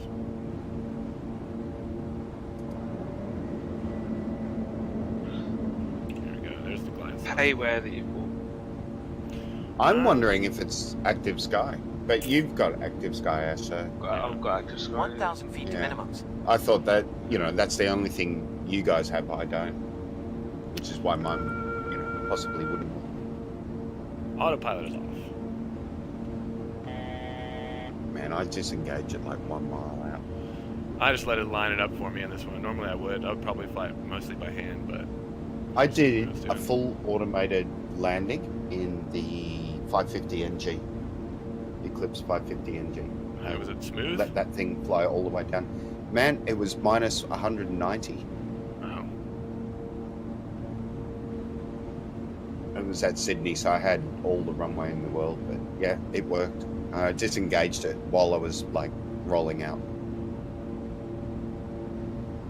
Just moving around a little bit. This doesn't seem too bad. There you go. Victor 500 Hotel feet to Bravo minimums. Bravo India. 210.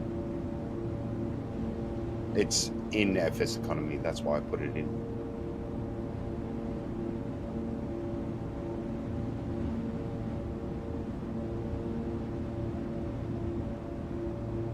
Look at those reds. Beautiful.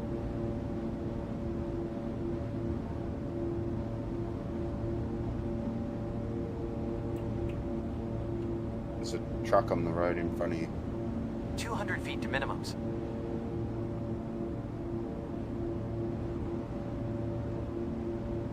See those roads? That's what I use. 100 I feet to always come in minimums. visually.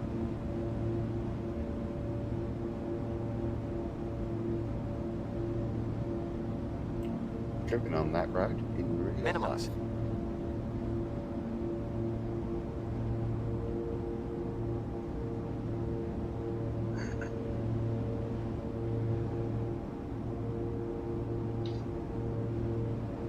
See if you can short field it, because you've got a bit of a back taxi if you don't. 100 feet. 50 feet.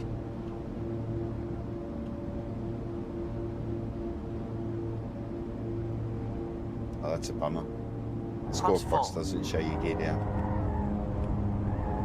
Nice. Ooh, boy. A little squirrely on the rollout, though, huh?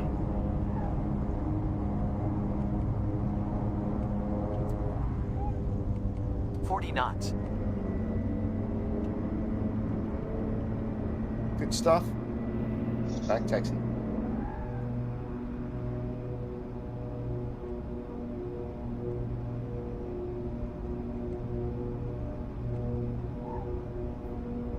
Thanks, McFaddy.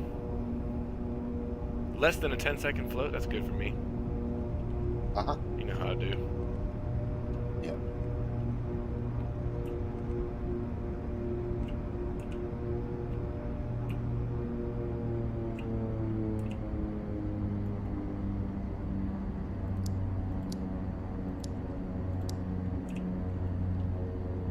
I'm also running full mesh for Australia. What does that do? You But just get it more looks terrain pretty features good. and stuff?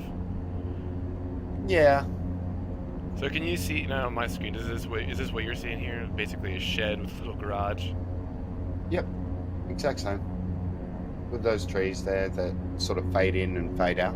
Like as you get closer, they fade in. I don't know what causes that, but they do. Yeah, I've got the exact same. So your Voz scenery is working exactly the same as mine. Good, good. Well, wonder what the issue is at Burke.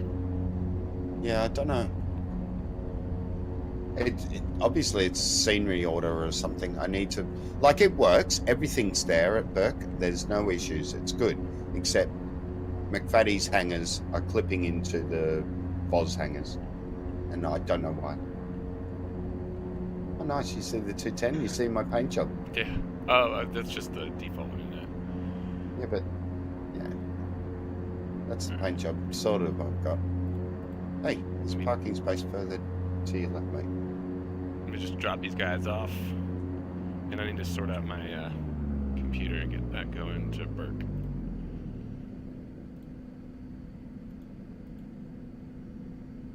Drop these guys. See ya. And the rest. There we go. 1 surfer tourist, 2 dog fertilizers, 1 McFaddy's extra spicy herbal solution, seed enthusiast, 2 fish chips experts. Alright, I'll get started.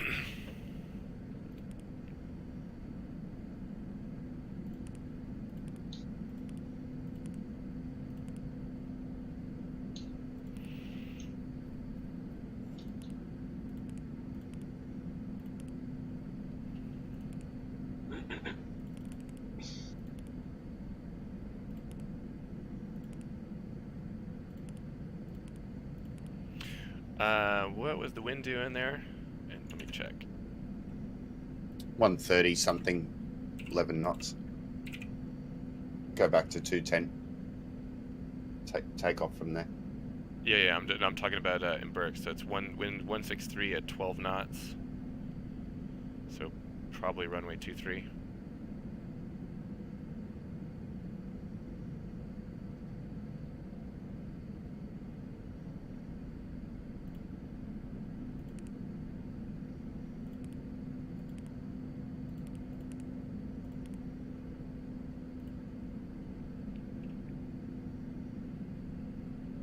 Extra spicy almost qualifies as hazardous cargo.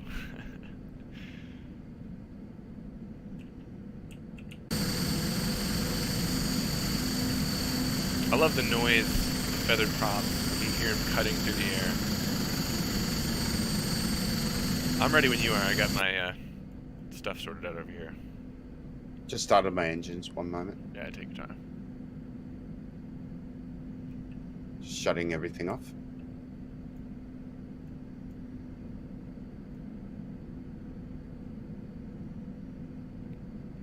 Good screenshot while we're here.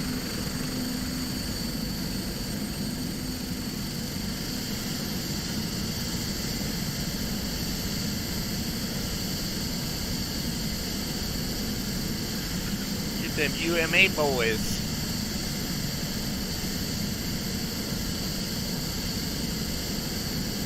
Alright, we're all good, I think. Just let me get the plug.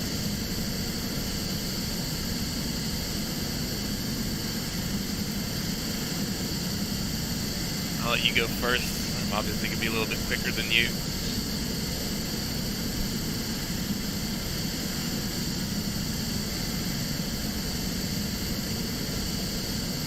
Man, I love sunsets in this game. That looks so good.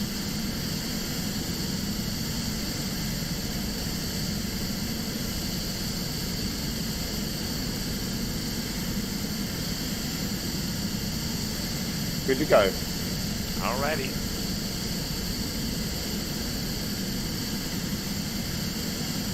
Hey, Delta, long time no see, man.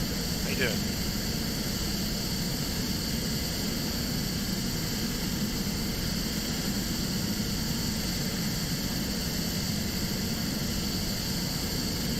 Just let me start my jobs.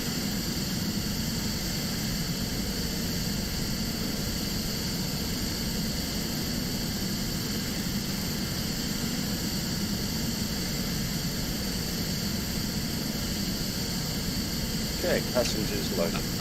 Delta, we are in Brewarrina, Australia. This is one of our FBOs that we recently bought, and we're flying to Burke, Australia, which is another one of ours. We have custom scenery there thanks to McFaddy, who built us an airport. I'm pretty excited to fly in there. Let's open the window and listen to unfeathering.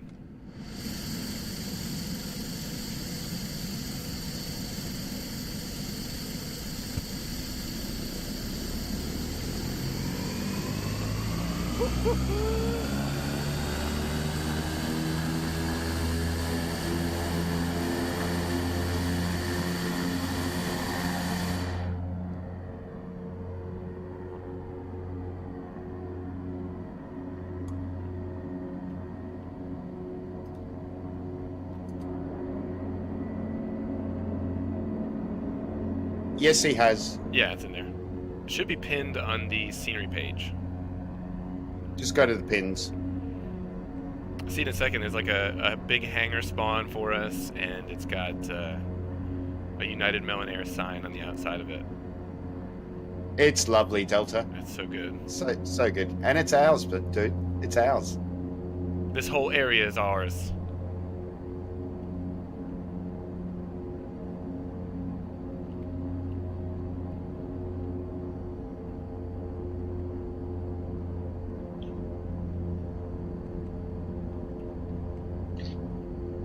It's all ours. And we're going to be adding a fort very soon. That's right. Where's the other one now? Cooler. It's Finn's project. That's really nice of him to do that.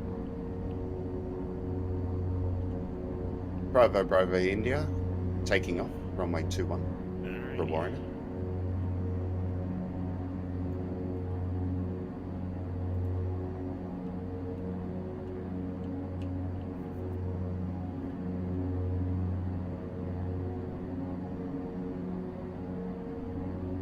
Yeah, Delta, I've got the Fork Boy Australia orthos, and they're not, I think it's zoom level 14 for the whole country, so it didn't take too long. At low altitude, it's not the best, but flying in at 20,000 feet looked pretty good. See ya!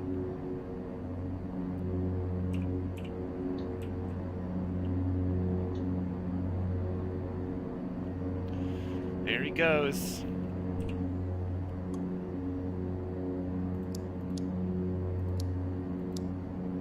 girl is heavy. What are you carrying?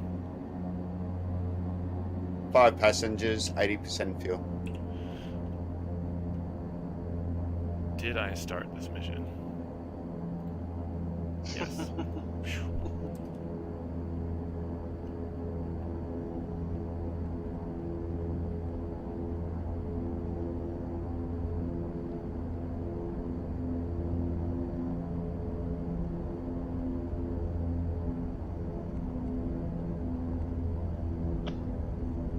It's always the heart-sinking moment now, isn't it, when you check it? Well, I was still at the I whole actually- shoreline, fortunately. I have a pretty decent habit of making sure I got those. I think I've only missed it 1 or 2 times.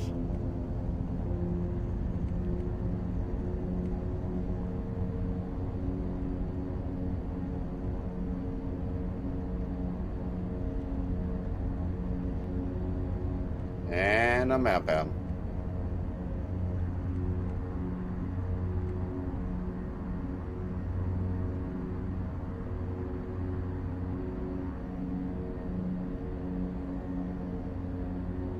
Let's race.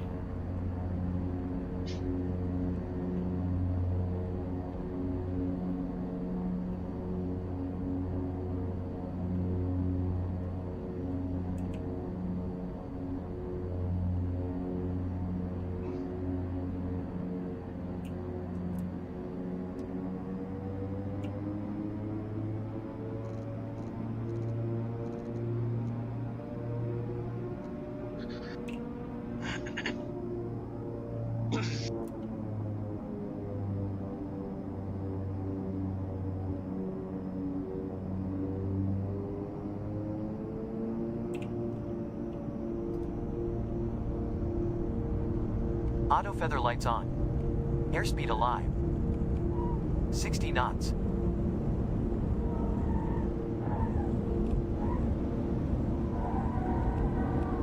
V1. Rotate. V2. Positive rate.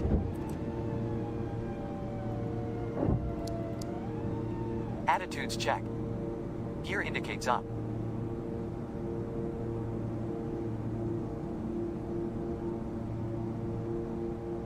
Flaps up.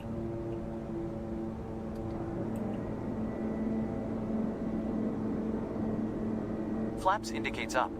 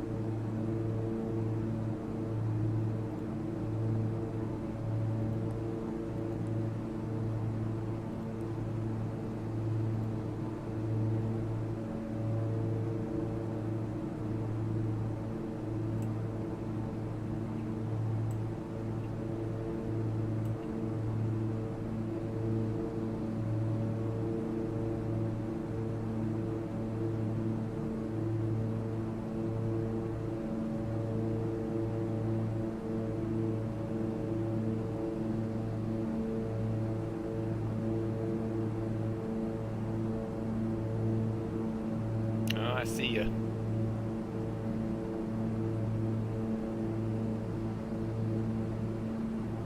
Yeah, I see you. Catching up on you.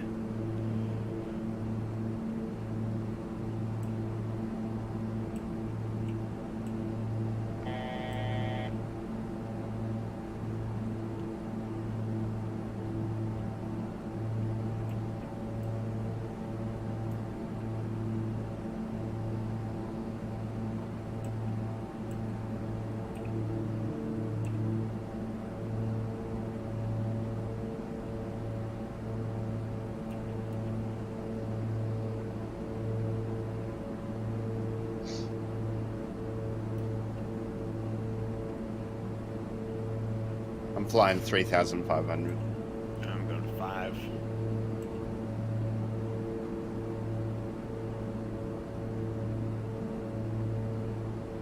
No emu this tall.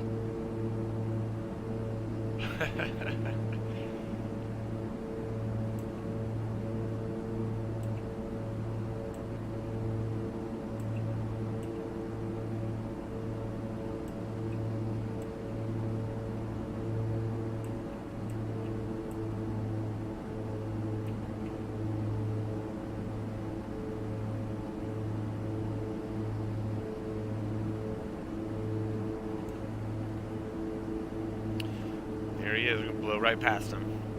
Yeah, he Zoo. will. See ya. I'll wait for you on the ground this time.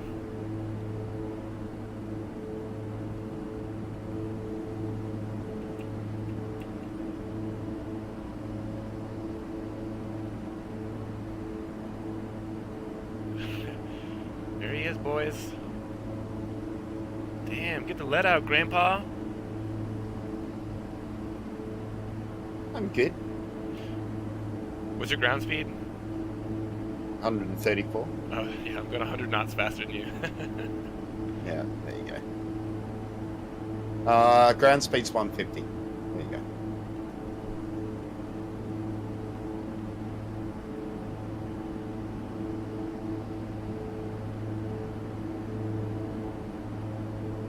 Did I show up as a King Air for you? Yeah, you did. Okay. It T-tail? was all good. Yep. Nice. And it's nice. When you looked at me, I was at 210. So it's all good. Roughly speaking. You were definitely a Cessna.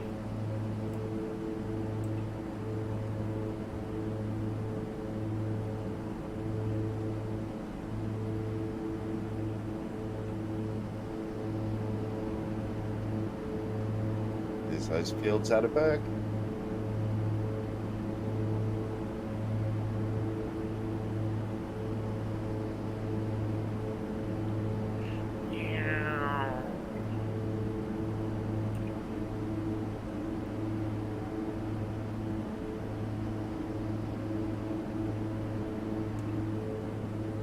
Not pay attention.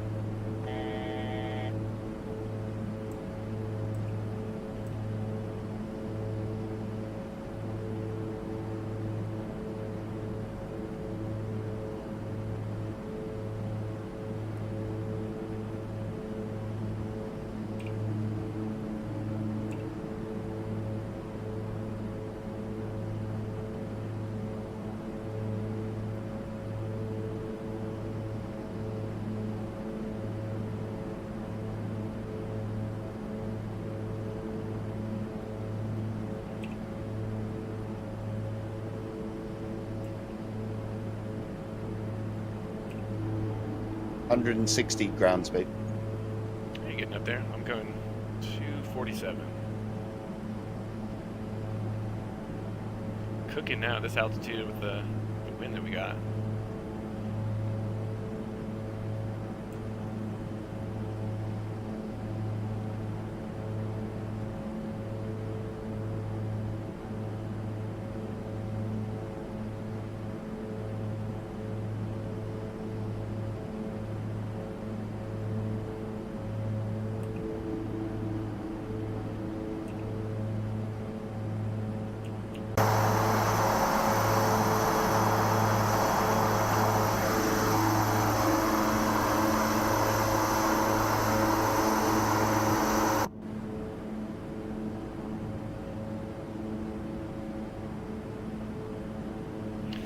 I can see now that little village or city next to Burke.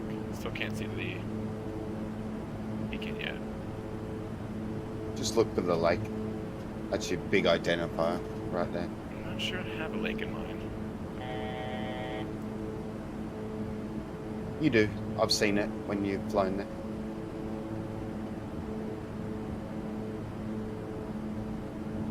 It's basically right in front of the town, in front of the airport. It sits right off the approach runway.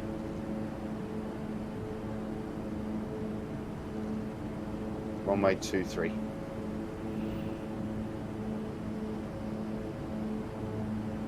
Sits right next to a highway.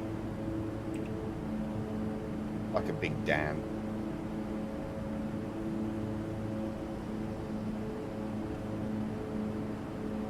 That was a short little hop. I need to start slowing it down. I wasn't really paying attention.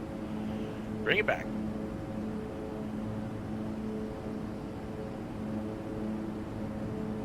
Not on VATSIM, no, Delta. No, we don't. But yes, we do, like, without regarding any rules. Yeah. When we see no one's on. Oh yeah, I can see the airport now. We Do you see the lake in front of it? Negative. Or dam? No. Just, yeah, you will. Oh, come on. It's just dark. That's all.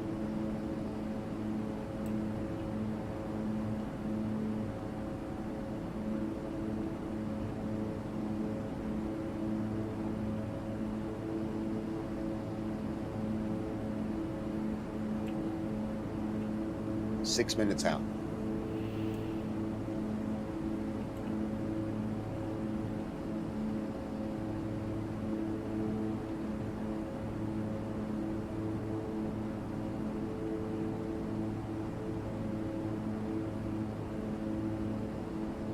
Have another good crosswind landing here. Yep.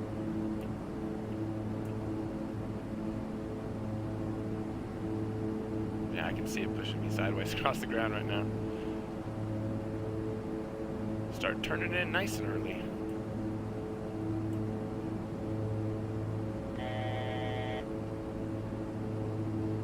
Yeah, the beauty of where we are, Delta, where we bought the FBOs, is it's all uncontrolled airspace. So you basically just got to make VFR calls and stuff when you're going in. You know, for example, Burke, blah, blah, blah, blah, blah. 1,500 feet Burke, on final runway. 5 mile blah, blah, blah. final. King Air 757. What was mine? 7 Alpha Fox Burke. Burke. Burke traffic. That's it.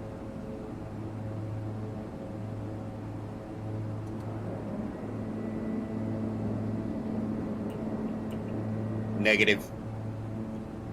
Because there's no one out here. It's just us. But we should do, and I'd like to be honest. I'm right there with you. It's something I'd like to do. What's that? Start doing Unicom frequencies, stuff like that. Be nice to do a loop between us, and actually just like learn how to do it properly. You know what I mean? Before we go VATSIM in Europe. I've got comms enabled, so like we could do it. But you need to set up your mic and have all that. Mine works. I tested it. I did it at SFO. Oh boy. I dived into the big planes, Yeah. into the big area, and I set it all up and tried it out. It was good. It worked. My nose is about 10 degrees off runway heading right now. It's gonna be a fun one.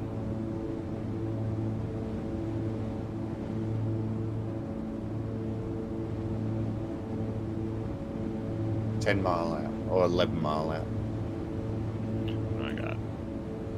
About 3 miles.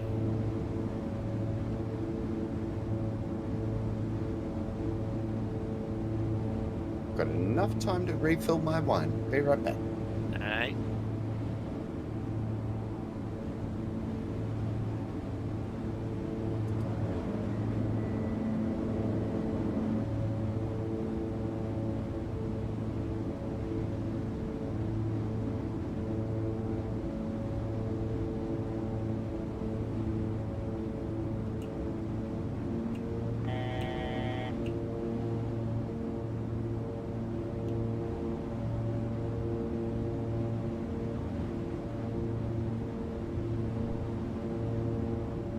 $1,000 feet to minimums.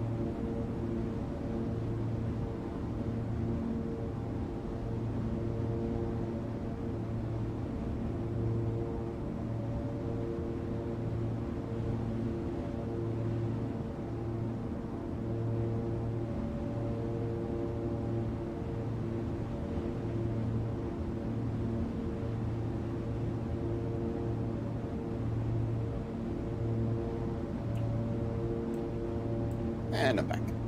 There he is. So cool. You see the town Yeah. in the background there. Well, I got the extended night lighting for Australia, by the way. it makes such a huge difference. Yeah, I love it's it. massive. 500 feet to minimums. Massive. Don't know why I didn't do it sooner. I was going to try and set up my voice on the. Oh yes, try and set up the mic now. So that's all.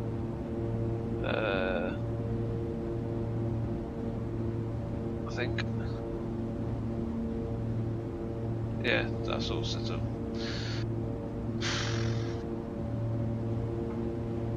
Set up the. 200 Yeah, like feet on the to audio minimums. settings, Dingo, on the input and the output and all that sort of stuff. Don't ask me. Honestly. I got no idea. 100 feet to minimums.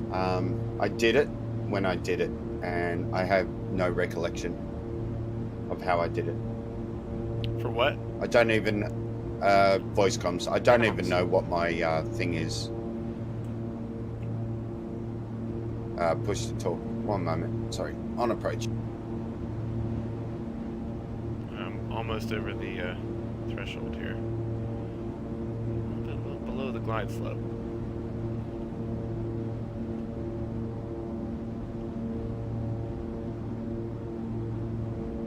$100 feet. Wasn't too far behind you there, buddy. Yeah, I started slowing out. 50 Slowed down feet. quite a while ago.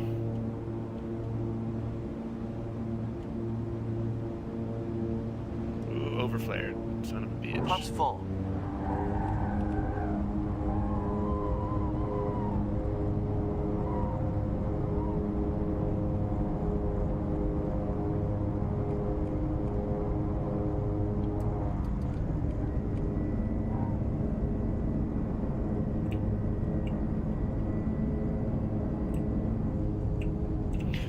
Um, 40 knots. do I have time to back taxi or let me just pull off here?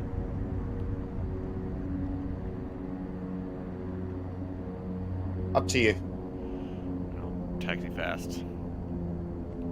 I see ya.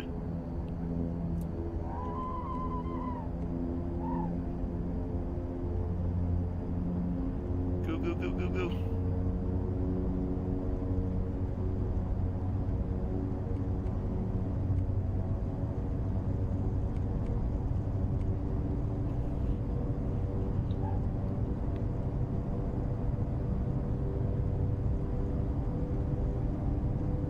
Unsafe.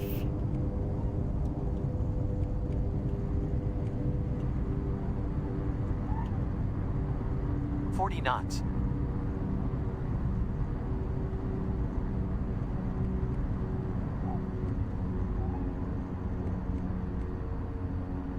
Just in time.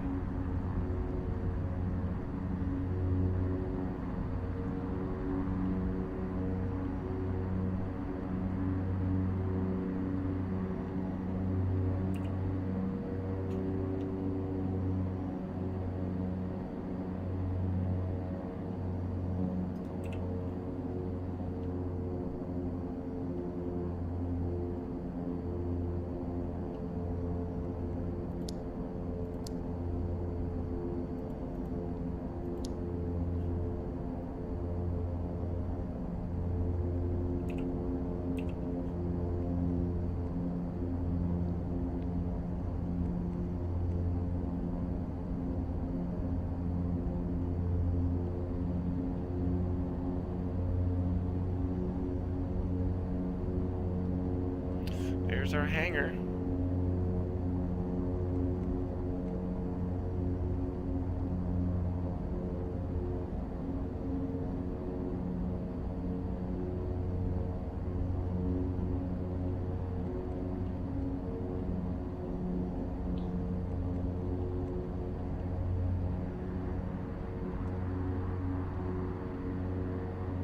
United Melon Air. That's cool.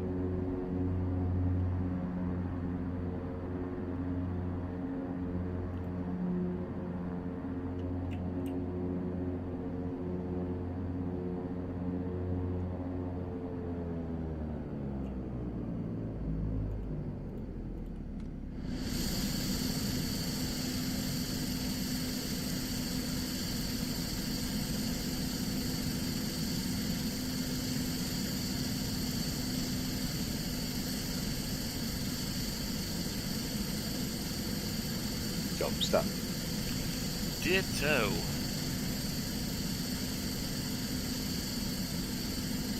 I'm gonna disconnect and watch a replay. My landing was shit. Wasn't too bad, but... Yeah, I don't know about mine. It was minus 82 with an 8 point second, or 8 point something second float, but I overflared. Mine was like 112 or something.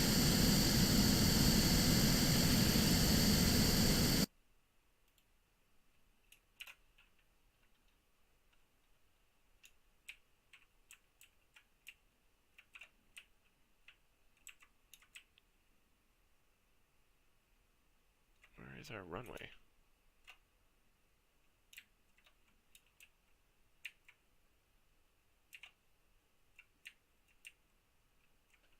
It doesn't have one, I believe, McFaddy.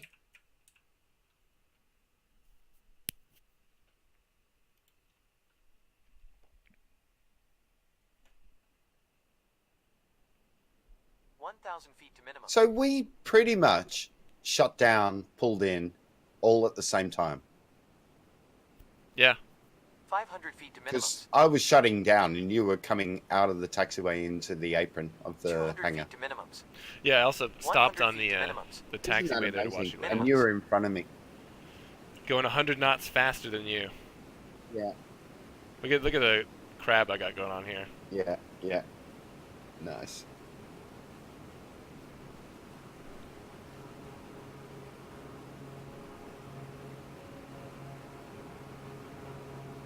feet. Not quite sure what to say about palm trees in Berkeley. Pumps full.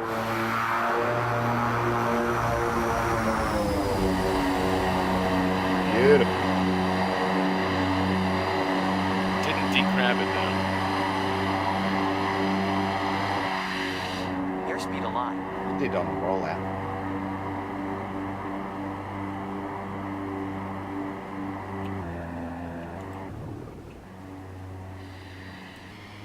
knots.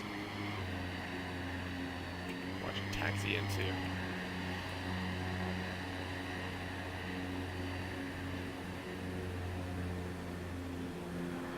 You should see me come in. Is that on the replay? Yeah, unfortunately it's not, because when you disconnect from Squawk Box, the other model stops showing up. If I'd stayed on Squawk Box, and you had done your replay and we started at the same time, it would have shown up. Doing circuits in the UK with a 172 at 10 p.m., gusting 24 knots. Holy moly. It's me speed taxiing back here trying to get off the runway. I missed the first taxiway too. That was profitable. It's almost 3,000. Mine was.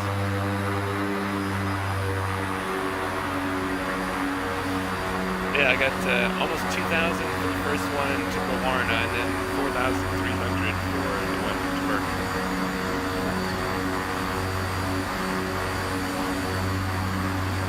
Such a beautiful plane.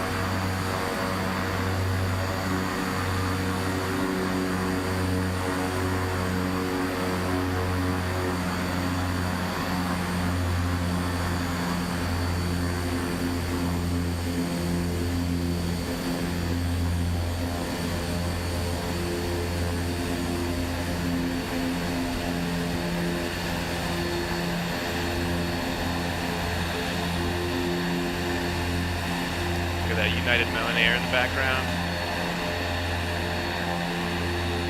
Screenshot that. Nice.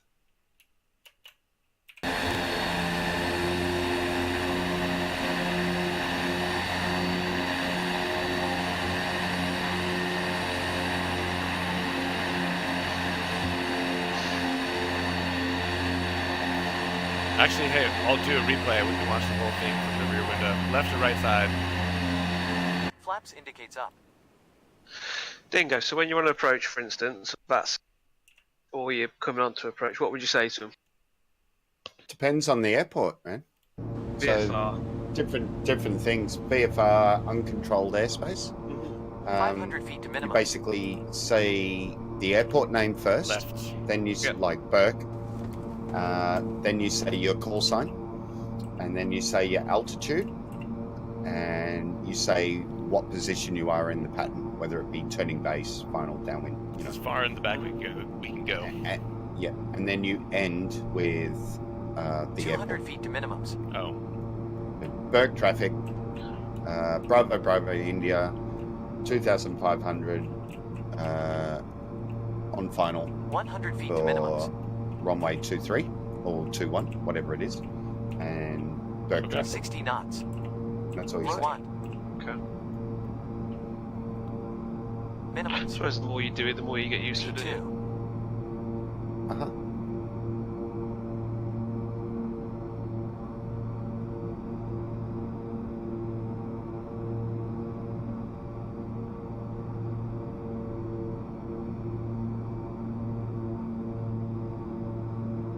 This is where they keep the bad kids. And McFatty's extra spicy herbal tonic. 100 feet. That's what's in the cargo net. 50 feet.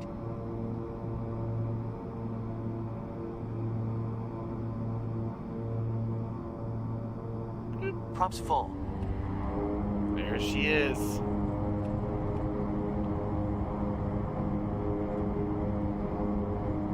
Beautiful.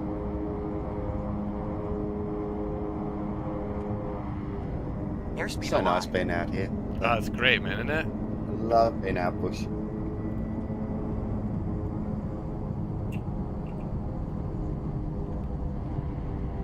$40 knots.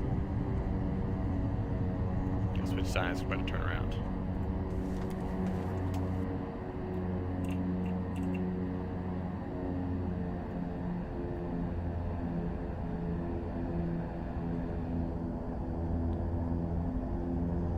Trying to back taxi before a dingo. Fast taxi, go, go, go, go. breathed into. I can see the airspeed actually came back alive. I saw the needle start moving on the way back down here.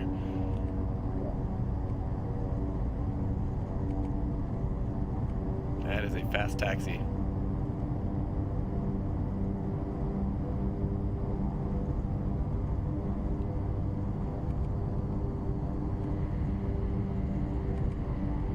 So you watching me on approach, were you? 40 Coming knots. in When I pull towards off, you? yeah, I can see you. Yeah. And then right when I pull off in his taxi, I got that taxiway paused. there. I paused and watched you. That's where I entered. I didn't have the pack taxi. I actually got that second taxiway.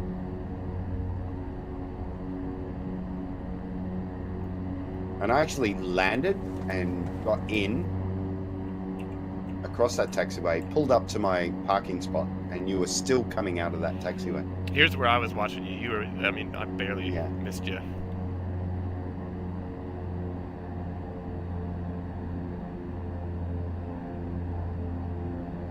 Look at that crosswind. Yeah, that windsock is pretty good.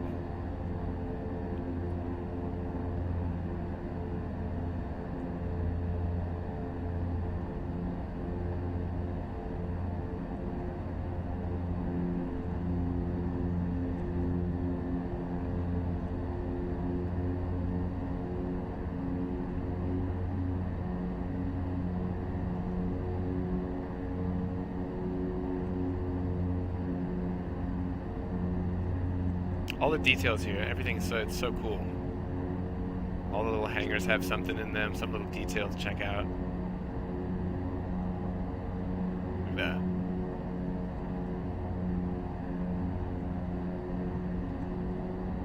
Yeah. Unfortunately, I don't get those hangers that are there off your left wing. Oh, Just is that what's gone. clipping? Oh, they're gone? Yeah, there's... Well, no, they're there. But they clip into the POS seat.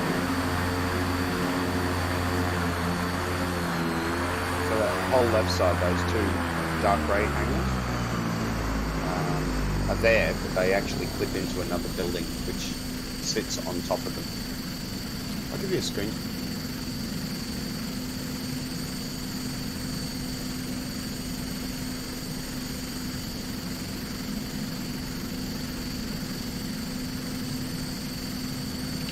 Let's get in here shut it down.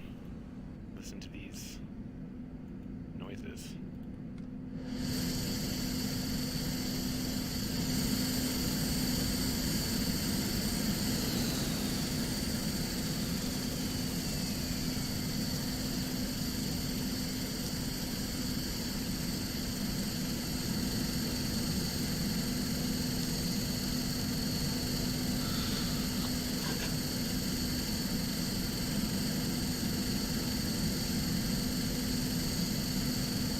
There you go. Put it in Discord.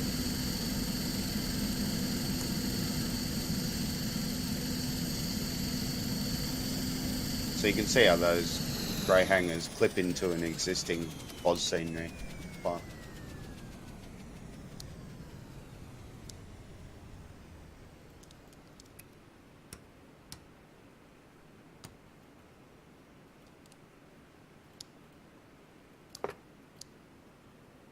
It's just got to be my order, maybe.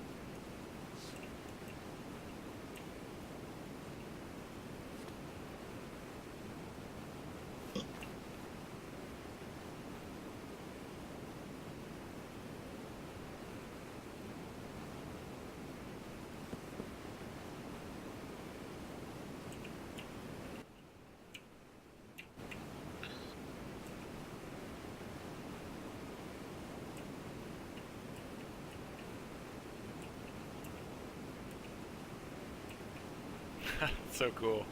I'm never gonna get sick of seeing that. I think McFaddy, I think he does have Burke above Voz. Don't you? You checked. Well, I don't know if that works. I know.